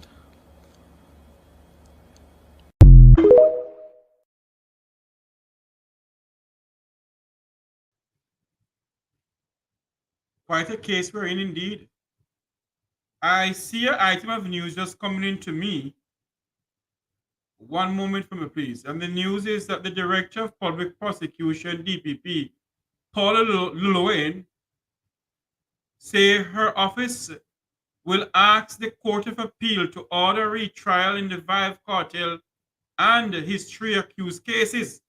Hold on there, listen to what she said on Mrs.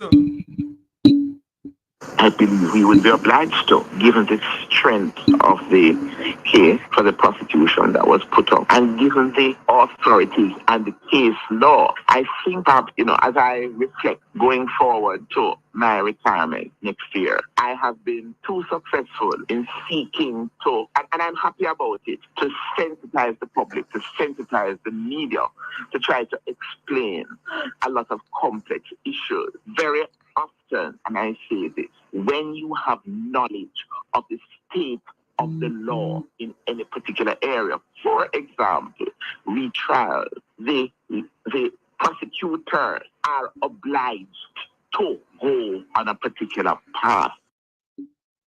That's the voice of the Jamaica's Chief Prosecutor, Director, Jamaica Chief Prosecutor, Director of Public Prosecution. The DPP say her office will be guided by the law in making submission before the Court of Appeal on the matter. Listen to what she says again in this part. The public has to be aware that the issue of retrial, as far as lawyers, well, let me say prosecutors and the judiciary are concerned, has nothing to do with emotion. It has nothing to do with who the accused is. It has to do with the seriousness of the offense, the public interest, how perhaps expensive it may be to mount the retrial. It doesn't even have to do with what the likely verdict may be, but it has to do with a number of factors which have been outlined in what we would call the locus classicus from the Privy Council in a case called Dennis Reed. Wow. There you have it. Jamaica's Director of Public Prosecution, the good lady. Let's do something here because this call for an item of breaking news. This is Mek Wi Talk breaking news. News just coming into a news center. The Director of Public Prosecution says her office will ask the Court of Appeal to order a retrial for Vybz Kartel, DJ Palmer, aka Vybz Kartel, and his three co-accused. The Director of Public Prosecution says her office will ask the Court of Appeal of Jamaica to order a retrial for a DJ Palmer, aka Vybz Kartel, and his three accused in this case. Wow. The director went on to say, the DPP says her office will be guided by the law in making their submission before the Court of Appeal on the matter. So it makes you ask a question, Madam Director, Madam DPP. Your office wasn't guided by the law of Jamaica in the first beginning, ma'am?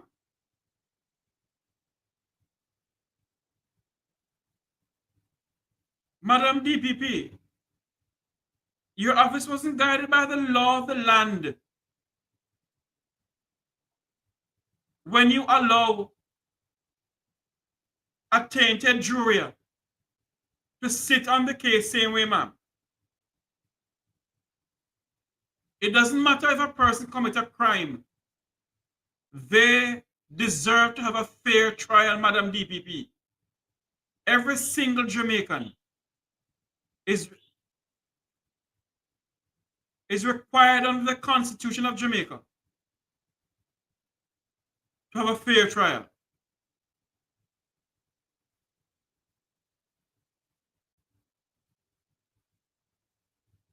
Every single Jamaican, ma'am,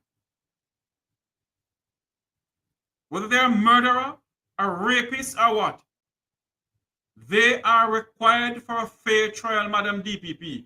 And it begs to ask the question, what are you saying to the Jamaican people this afternoon? Well, this is what I get. What I gathered from it. As what she said in this item of news that is coming into us.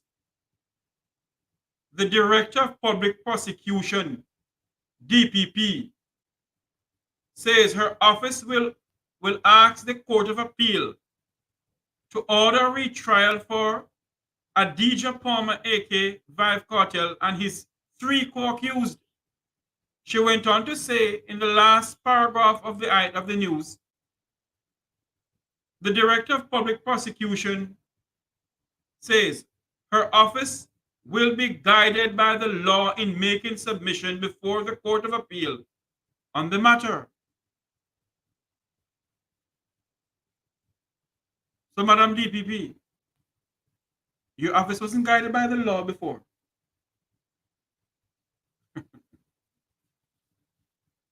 Wow. Remember to like, share, and subscribe to the Mek Wi Talk Jeffrey Tavares YouTube channel. Like, share, and subscribe.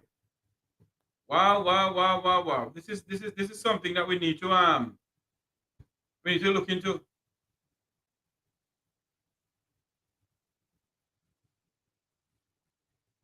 For those who are WhatsApping me, you can call into also, call into the program, no, man. For those who are WhatsApping me and the thing here, call into the program, let us talk. Boy, I'm seeing a lot of people WhatsApping me about the case. A lot of people here. The Director of Public Prosecution said that she will order that, no, she didn't say she'll order. She said that, hold on there for a minute. Let me read this thing correctly before I say something that I didn't say. The Director of Public Prosecution, DPP, says her office will ask the Jamaican Court of Appeal to order a retrial for a DJ Palmer, AK Vive Cartel, and his 3 co-accused. It went on to say, the DPP says her office will be guided by the matter, will be guided by the law. Her office will be guided by the law in making submission before the Court of Appeal on the matter. Keywords, very keywords. Her office will be guided by the law in making submissions before the Court of Appeal on the matter. So your office wasn't guided before, Madam DPP?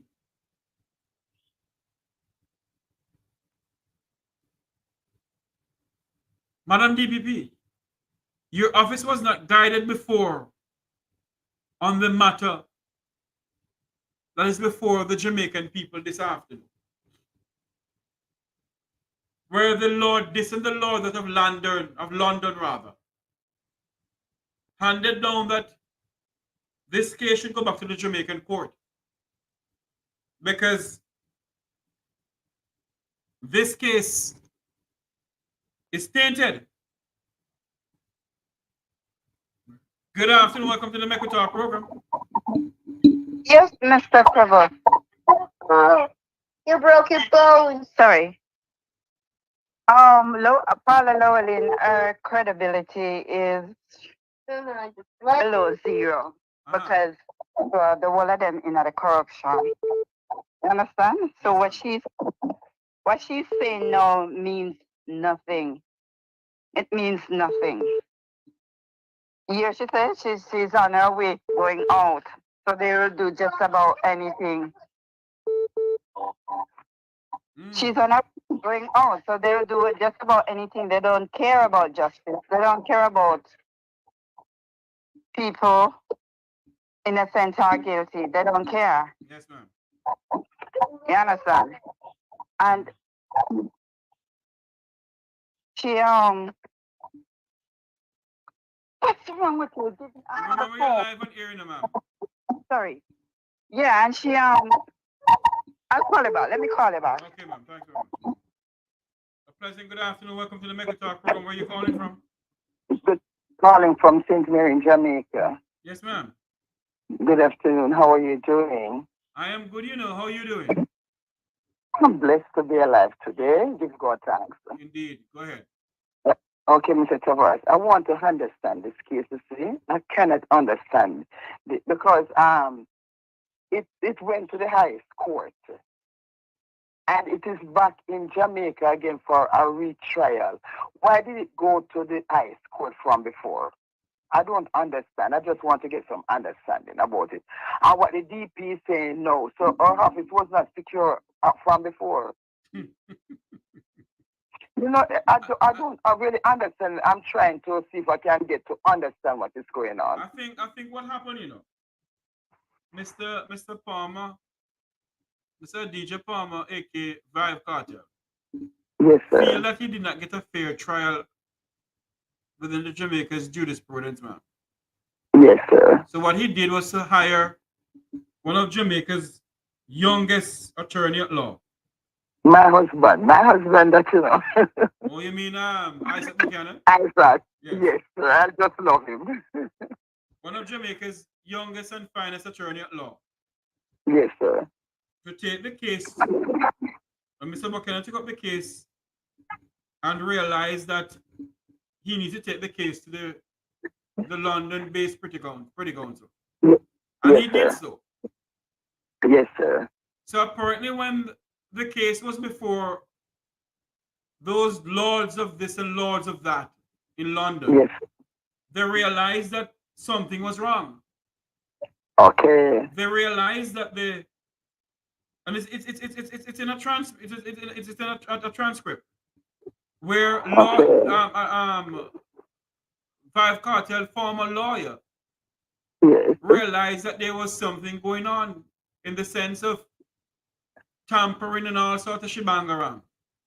Yeah, so, because I was listening it when they were going on the, in London. I was listening about the jury. Right. Yes, sir. And based on all of that, the Lord, this and the Lord that in London rather, realized that there was something more to this case. Okay. And for the man to get a fair trial, I think what they did was, and London could have said, listen to me, Jamaica, send the man home. That's what I'm saying. That's what I'm saying.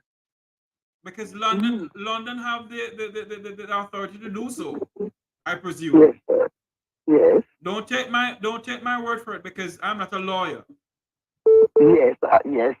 I understand. So yes. I think you know, I don't know if, well, I know Mr. Buchanan can't speak in the case of such, but based on what we are gathering, and common sense must prevail, and the Jamaican justice system didn't go on well for Mr. Palmer. All right. Yes, sir. All right, my dear. I hope I explained enough to you. Sir. Yes, sir. Thank you, and keep up your good work. Thank you very much. And you have a blessed day. You're welcome. Thank you very much for calling in. Thank you. Yes, sir. Good afternoon. Welcome to the Mek Wi Talk program. Where are you calling from? Good afternoon, New York in the building.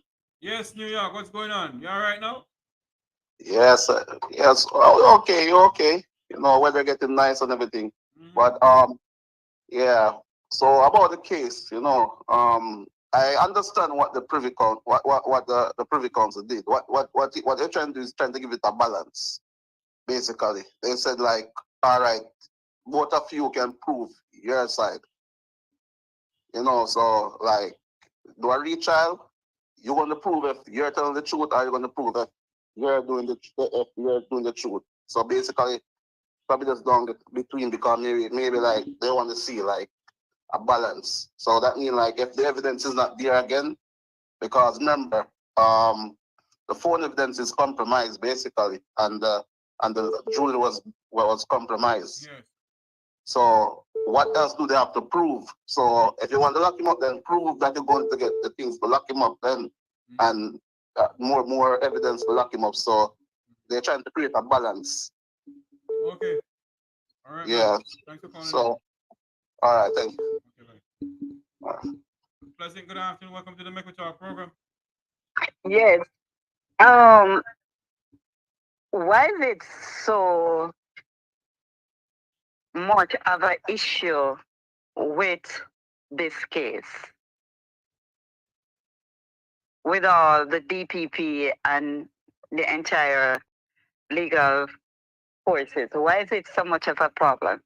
What it is about this young man, why this case is so technical for them to deal with? From the beginning.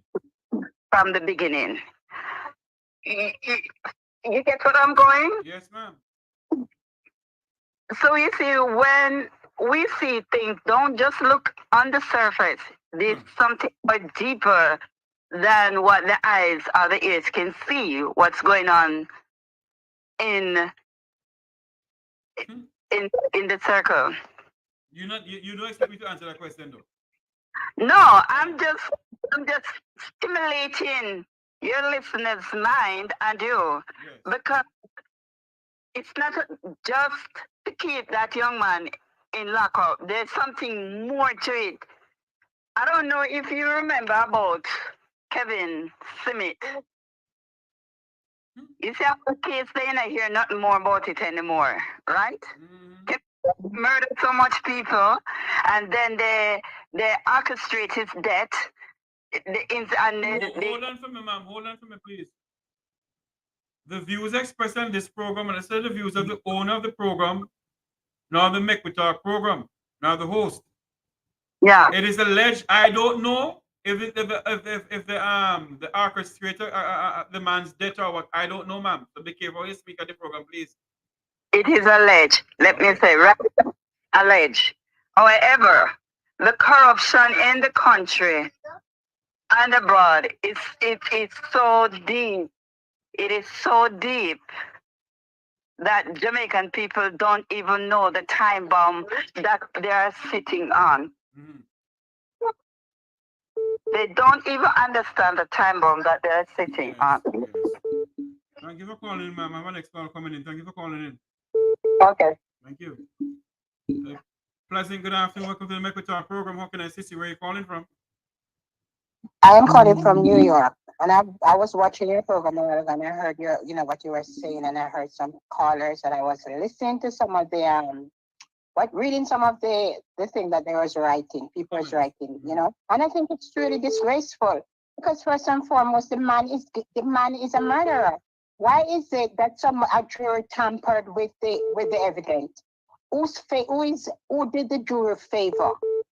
I mean, the prosecutor would not want a jury to come and know that there's a possibility that something like this would happen. Something is not right. What about the judge? They don't talk about the judge. They don't talk about the defense lawyers that was there. They're just down on this lady all the time, I noticed. Let me ask you a question, ma'am. Yes. If the lady is the chief prosecutor for Jamaica, and she came out and made a statement, ma'am, the lawyer didn't come out and the judge didn't come out and make a statement. The chief prosecutor did. But she's saying that it's going to be a retrial which she deserved because he did it. Hold on for me, please. Did you listen to the video that was the audio clipping of the DPP speaking on a radio station, ma'am? I didn't listen to it, but I was listening to you, and you were talking, and I'm looking at the people that are writing all those stuff, which is really disrespectful. No, hold on for me. Hold on for me, please, ma'am. Is he guilty? Hold on for me, please. They are commenting on what the director of public prosecution said on the radio station, ma'am. So what did she say? Oh, you wasn't listening to the program all along. I heard you said that she said she's going to retry the case. No, ma'am. That's not the only thing I said. I said more than that, ma'am. What did you say? I think you need to go back and listen to the program, please, ma'am. Well, I'll go back and listen. But what I'm saying, this guy practically destroyed a part of Jamaica. And these people, because he's an entertainer, everybody's like, he deserves to be where he is. And everybody is forgetting all of what he's done because he's an entertainer and he's a word boss and what. And look at what he did. He served the community. He practically destroyed. Because he's a murderer. Can you prove that? Oh, you mean can you prove that? Everybody knows that he's the man is a murderer. I don't know that, ma'am. You're not come on this program and say that, ma'am. Because basically, when I listen to you, I don't know. When I listen to you, you're very biased in everything. You don't come on my program and say that. And if you believe I'm a biased person, then don't listen to the program. Good afternoon. Welcome to the Mek Wi Talk program. Hold on for me, please. Don't come on my program and say that a person is a biased person, a person is a criminal person. I have no proof to that. I have no proof to that, so don't do that. Hello, good afternoon. Welcome to the Mek Wi Talk program. How can I assist you? I am here looking and living. That's the best thing to you in a better spot than most people. Anyway, I am lost with words, just like the British caller that just said earlier, of what our DPP, a person that represents us publicly, to come and actually articulate herself the way she did just now. It's just such an embarrassment, and I think the Supreme Court actually sent back the case to Jamaica for us to embarrass ourselves, and we just proved that to them in more ways than we can ever imagine. Because I mean, like, for a person with such a high law that represents us so high as an hierarchy in our government system, to come and have such ignorance is just It's mind-boggling. Yes. You know, and it's really hard when you have somebody that represents you that don't take accountability or even try to kind of like understand where we are in 2024, right? Yes. This is the world is not where you started your law degree back in the 90s, right? We're in 2024 now where we have so much access to different stuff, and our brains are working way different than we used to. We're not a cartel innocent, we're not saying guilty, but everybody's obligated to a fair trial.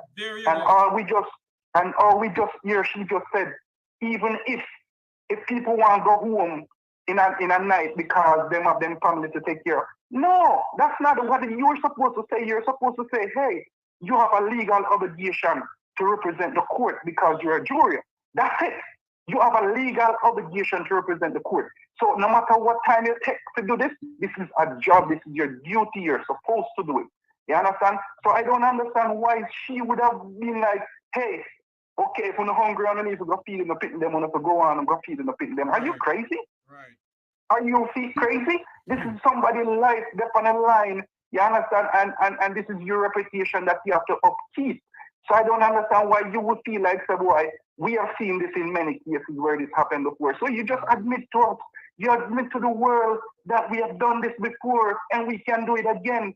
And then you're going to put at the end of it, we had a witness before. Yes. Girl, I'm telling you something straight up. Like any witness you have right now, where we actually work with you, and any court system, right now, we feel like the case should go back to England. That Jamaica now going to give no justice to this. And only thing they do right now is shed some more light on how corrupt our system is. Right. And we not trust none of them. We not trust none of them down there. You understand? So they just failed us. They just show us they can fail us one more time again.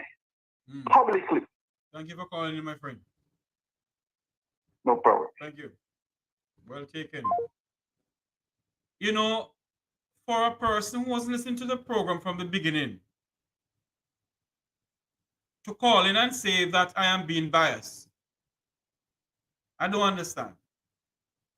You only heard a part of a thing that I said. You haven't listened to the entire program. You haven't saw the video that I was playing.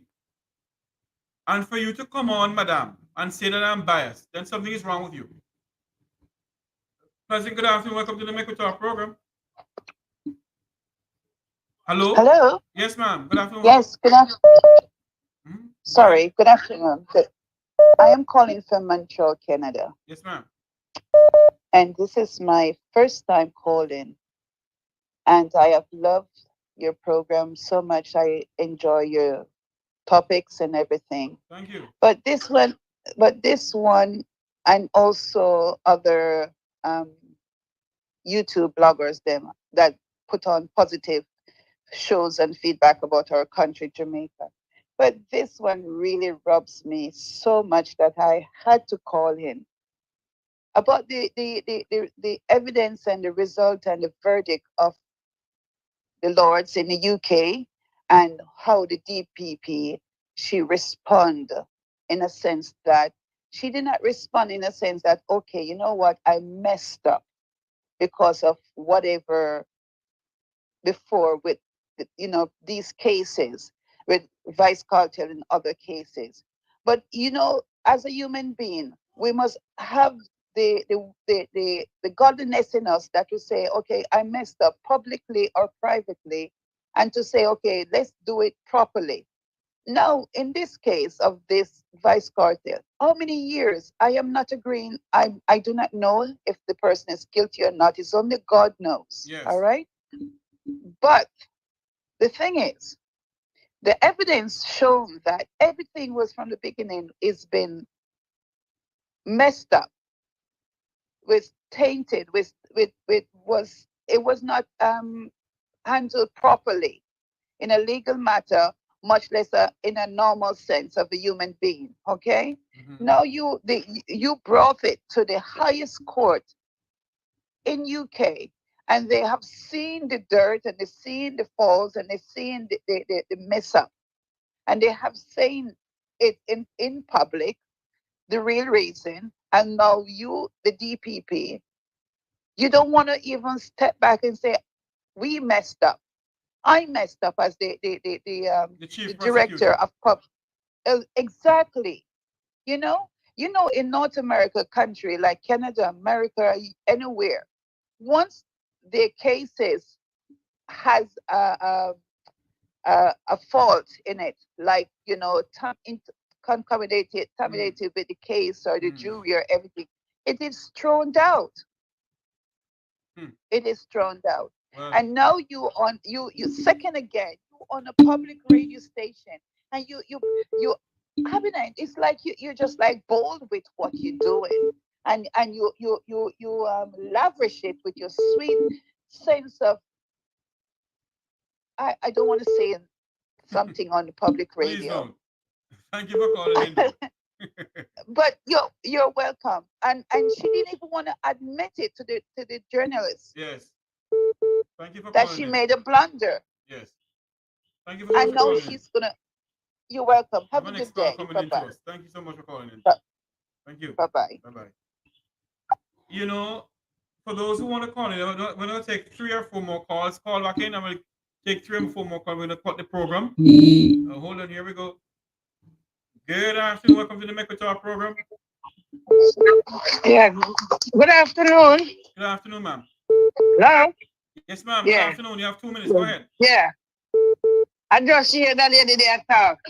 Say one murderer found one a murderer and bias and one a bias. Let me tell her something. Tell her to leave you alone. And tell her something. Man dead in a Patrick Bailey house with no breaking, gunshot. And up till now, Paula Llewellyn no harassing, no charging, no nothing. So I say bias there. Yeah? Tell her they say bias there. If can't tell we don't know. And if him not do, we still don't know. But every man under the Constitution must have a fair trial. Yes. Simple that. Right? Man dead in a Patrick Bailey house.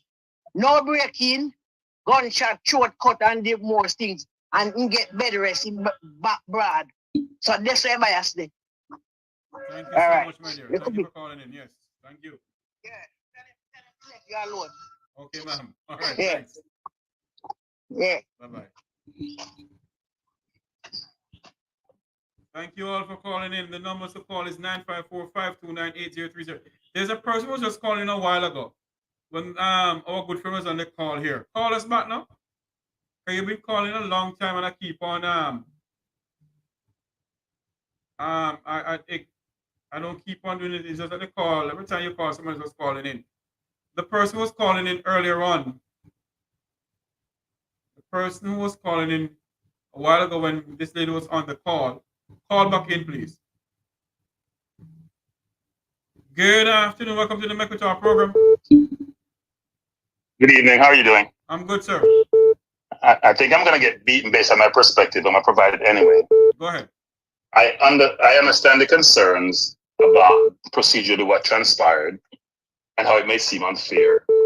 But I'm not sure when I listen to the program, it's my first time calling in, my second time hearing your program. I'm not sure I hear a more holistic perspective on what transpired and what may have resulted in the situation materializing like it did. What I'm hearing more is almost as if it's more attuned to the egregiousness of what happened to the accused, and I hear nothing about the victims. I don't hear enough about the judge, because I would assume Go ahead. Hold on for me, sir. Yeah. I am not going to say that I don't think about the people who is going through what they're going through because of their loved ones. What I'm talking about is what the DPP went to national radio and said.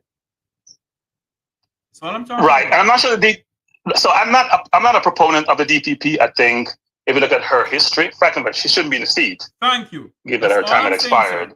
So I'm not a proponent of her. I am just focusing on the case. And sometimes hindsight is great for anyone who's not in a situation. Yes. But the analogy between Jamaica and the US and Jamaica and the UK is not a good analogy between a developing country and a developed country. And even in a developed country, we can see with the US Supreme Court, for example, corruption is endemic in those environments also. Yes, but there are degrees to this. But Yes. what we're saying, Jamaica's final court of appeal, sir, is in London. And No, I understand. And London is the one who handed down a judgment of say.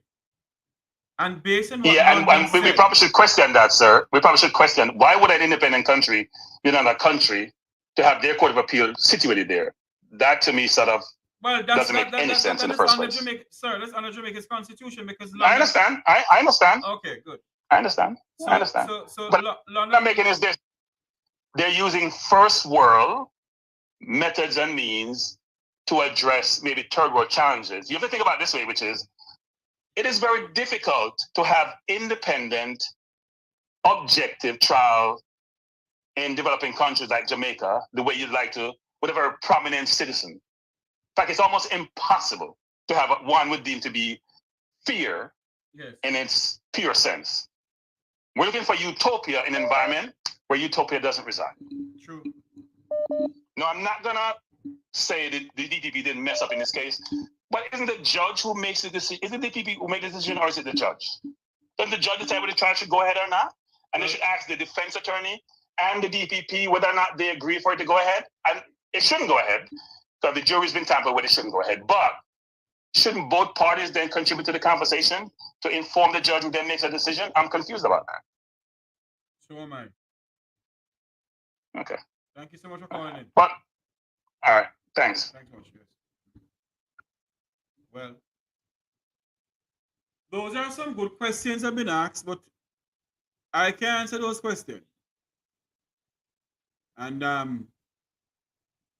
hold on for my next call coming in. Hello, good afternoon. Please turn off your TV in the background for us, please, sir. Yeah. Yeah, hello? Yes, sir. How can I assist you?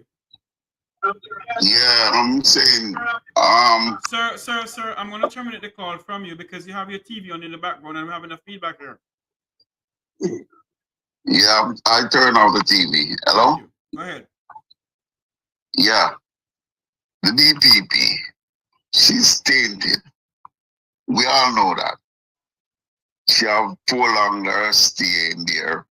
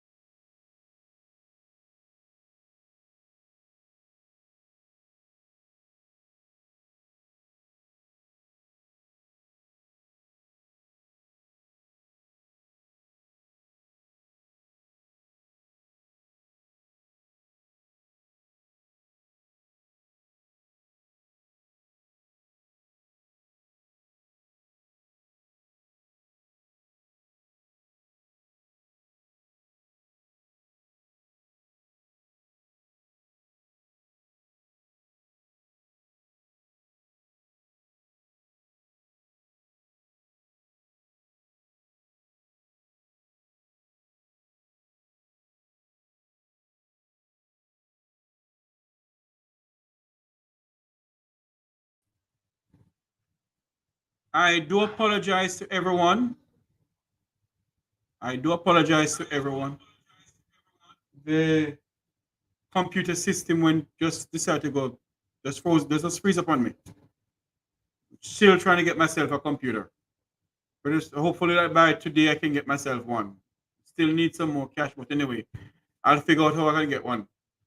Yes, so people have been calling in and say that I am being biased in the program, I'm being this and I'm being that. Well, I can't. Everybody's entitled to their opinion. What I can say is this, that we, based on what the Director of Public Prosecution said, she admitted to something that I've never heard admitted to before. So what we're going to do, everybody's entitled to their own opinion. And before I go, I got to play this again. Listen to what she said. Fallout, Paula Llewellyn's the shocking comments discussions, on Vibes Cartel Privy Council appeal. Heat from the Vibes Cartel Privy Council ruling continue. And this morning, for the first time, the DPP was responding since the judgment came down last Thursday morning. And she was asked by Tona and Ricardo about the advice she gave to the judge in the trial after it was revealed that there was an attempt to bribe the jurors. DPP, having been told that all of your jurors in 2014 had been offered a $500,000 bribe, why did you not advise the judge that it was probably best to dismiss the jury, which was now obviously tainted? You see, you are now trying to get me to discuss the matter, and I told you that I didn't wish to. No, but certainly this point, DPP, is important because here the law lords are saying you advised the judge that you were prepared to proceed even though you knew that the entire panel, 11 jurors the forewoman told you, had been offered bribes. Wouldn't that mean in your judgment, DPP, that the entire jury, as the law lords have now found, was contaminated and should have been terminated or discharged? Well, first of all, I am not the judge. True, but you gave advice that you were prepared to proceed, and what I'm trying to understand. We were prepared to proceed. But why were you prepared to proceed with a jury that was contaminated? No. All the other factors, that some of which I cannot go into in terms of. So you were thinking about cost. You were thinking about how long the matter had been going. We have a call online. This is the last caller for the afternoon. Good afternoon, caller. Welcome to the program. Good afternoon. Welcome to you. What I would like to talk about on the matter of Vibes Cartel. I overheard a young miss that calls you and we're debating whether or not Vibes Cartel is innocent. But at the same time, she's not questioning whether or not Lizard is innocent, whether dead or... Hold on for me, please. I am not here. I didn't have this program here to question the innocence or the guilt of any of the persons. No. Hold on for me, please, ma'am. Hold on, please. The program is based on what the Director of Public Prosecution said on a radio station in Jamaica. Yes, I heard it. I heard what they said on the radio station this morning. And that's all I'm talking about, ma'am. Okay, well, I was referring to what she said about, Vibes Cartel, whether innocent or not, because Lizard is not innocent anyway. We can't prove that, ma'am. I'm not a lawyer or a judge, ma'am. You're not a lawyer, Judge. I'm not asking you to prove that. We'll have to be careful what we say on public radio and public places, ma'am. Okay. I have to be very careful because there's so much lawsuit going around nowadays. Nobody sue me. Okay, well, it's not your it's not your opinion. It's mine. It's mine. I can tell you he's not innocent. Okay. Yeah, he's not innocent. So they basically can say he's not innocent either. Okay, then thank you. Thank you for calling in. You're welcome. You know, put me in a no bangarang. I don't know who innocent for who not innocent. What I am debating on, Jamaica's chief prosecutor said that she has dealt with cases before where jurors are tainted. Not me who said it. Jamaica's chief prosecutor said it, not me. I don't know if the good gentleman and his three accused are guilty or not guilty. That is not for me to say. I'm not a lawyer. I'm not a juror either.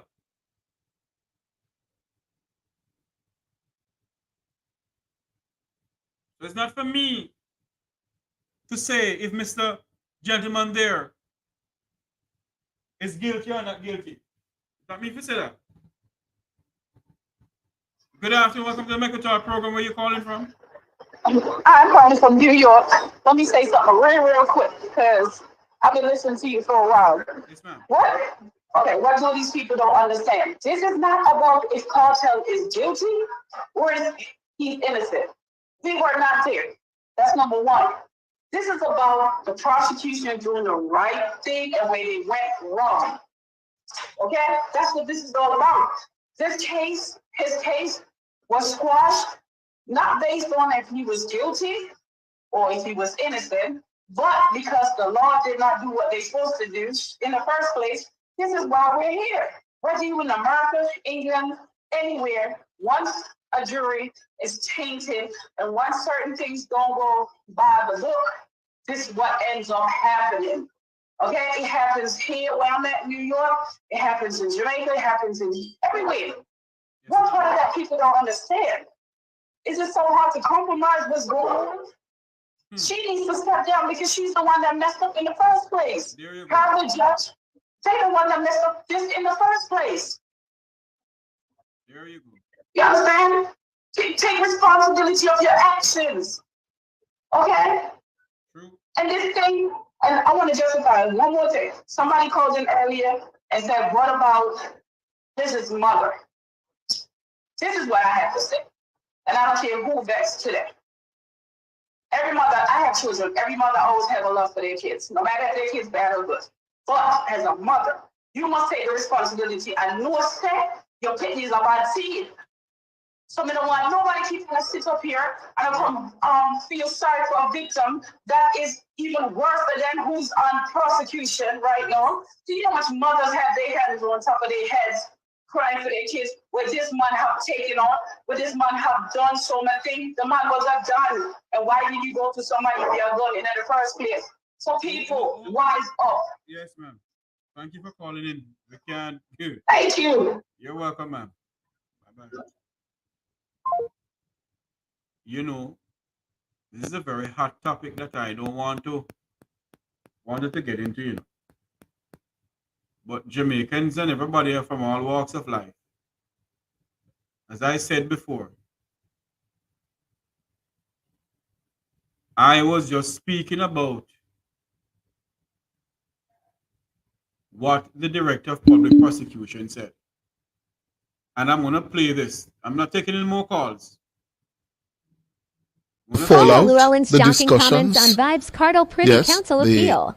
Heat from the Vibes Cartel Privy Council ruling continue. And this morning, for the first time, the DPP was responding since the judgment came down last Thursday morning. And she was asked by Tona and Ricardo about the advice she gave to the judge in the trial after it was revealed that there was an attempt to bribe the jurors. DPP, having been told that all of your jurors in 2014 had been offered a $500,000 bribe, why did you not advise the judge that it was probably best to dismiss the jury, which was now obviously tainted? You see, you you are now trying to get me to discuss the matter, and I told you that I didn't wish to. No, but certainly this point, DPP, is important because here the law lords are saying you advised the judge that you were prepared to proceed even though you knew that the entire panel, 11 jurors, the forewoman told you, had been offered bribes. Wouldn't that mean in your judgment, DPP, that the entire jury, as the law lords have now found, was contaminated and should have been terminated or discharged? Well, first of all, I am not the judge. True, but you gave advice that you were prepared to proceed, and what I'm trying to understand. We were prepared to proceed. But why were you prepared to proceed with a jury that was contaminated? No. All the other factors, that some of which I cannot go into in terms of.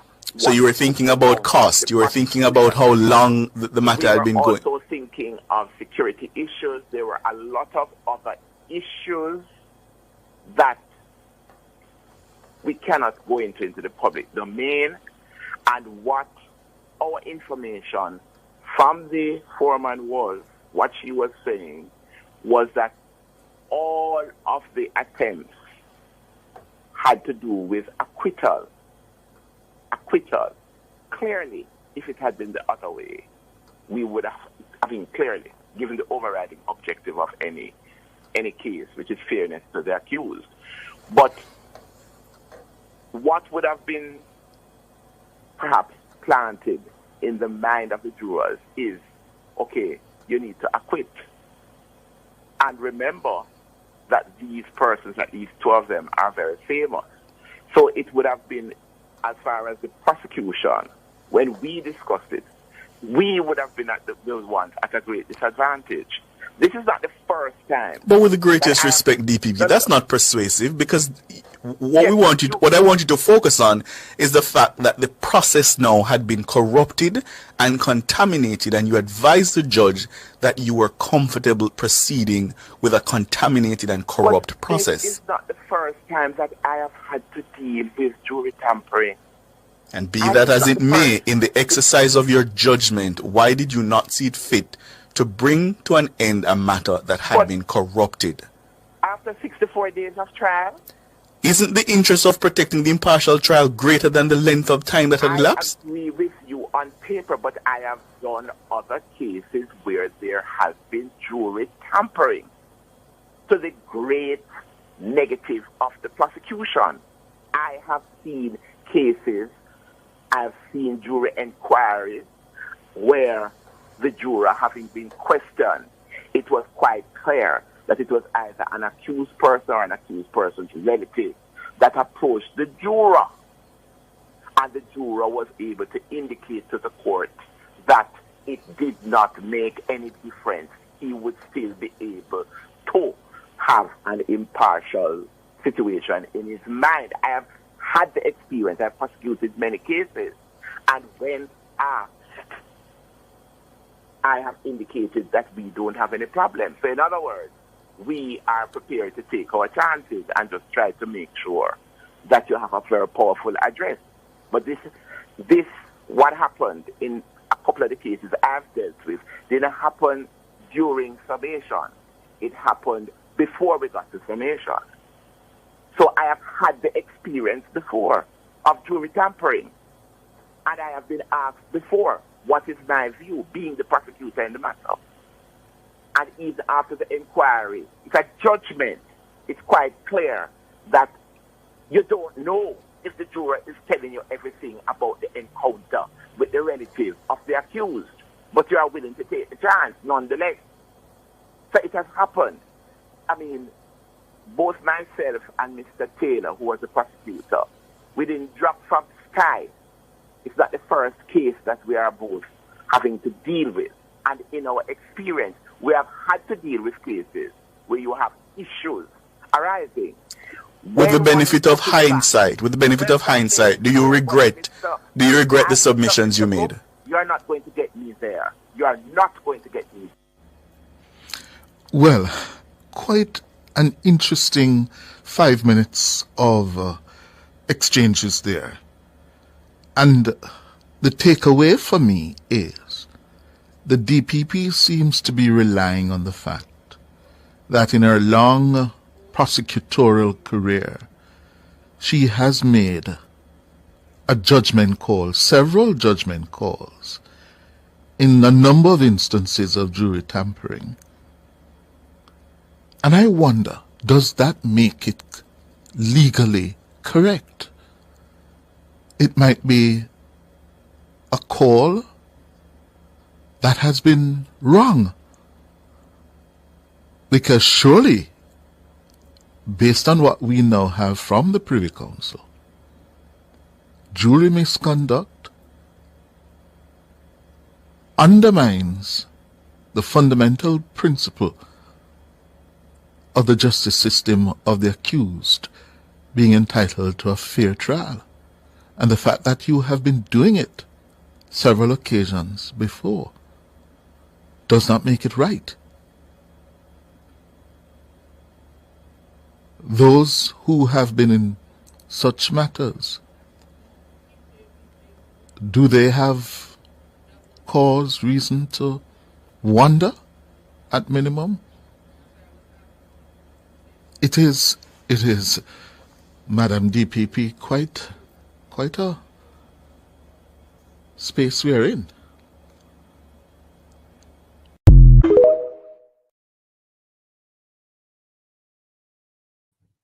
Quite a space we're in indeed.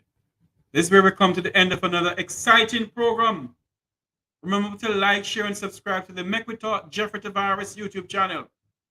Like, share, and subscribe to this YouTube channel until you hear my voice again.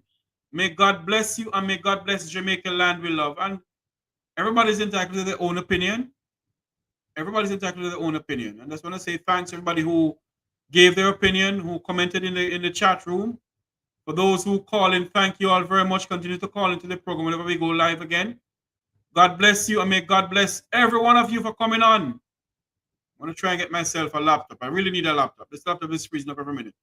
Thank you all very much. Have a great day, everyone. Oh, Lord, hold on. There you go.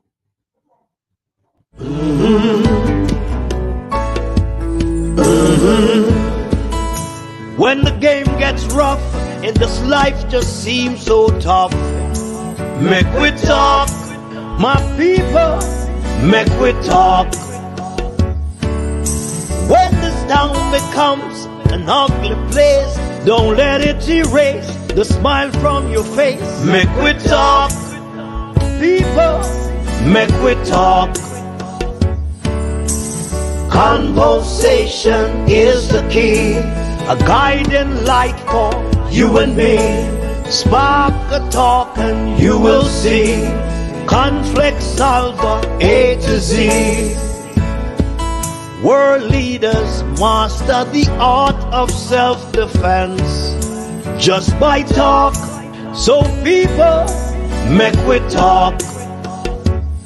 Hey, we're living in a world that on ourselves we must depend.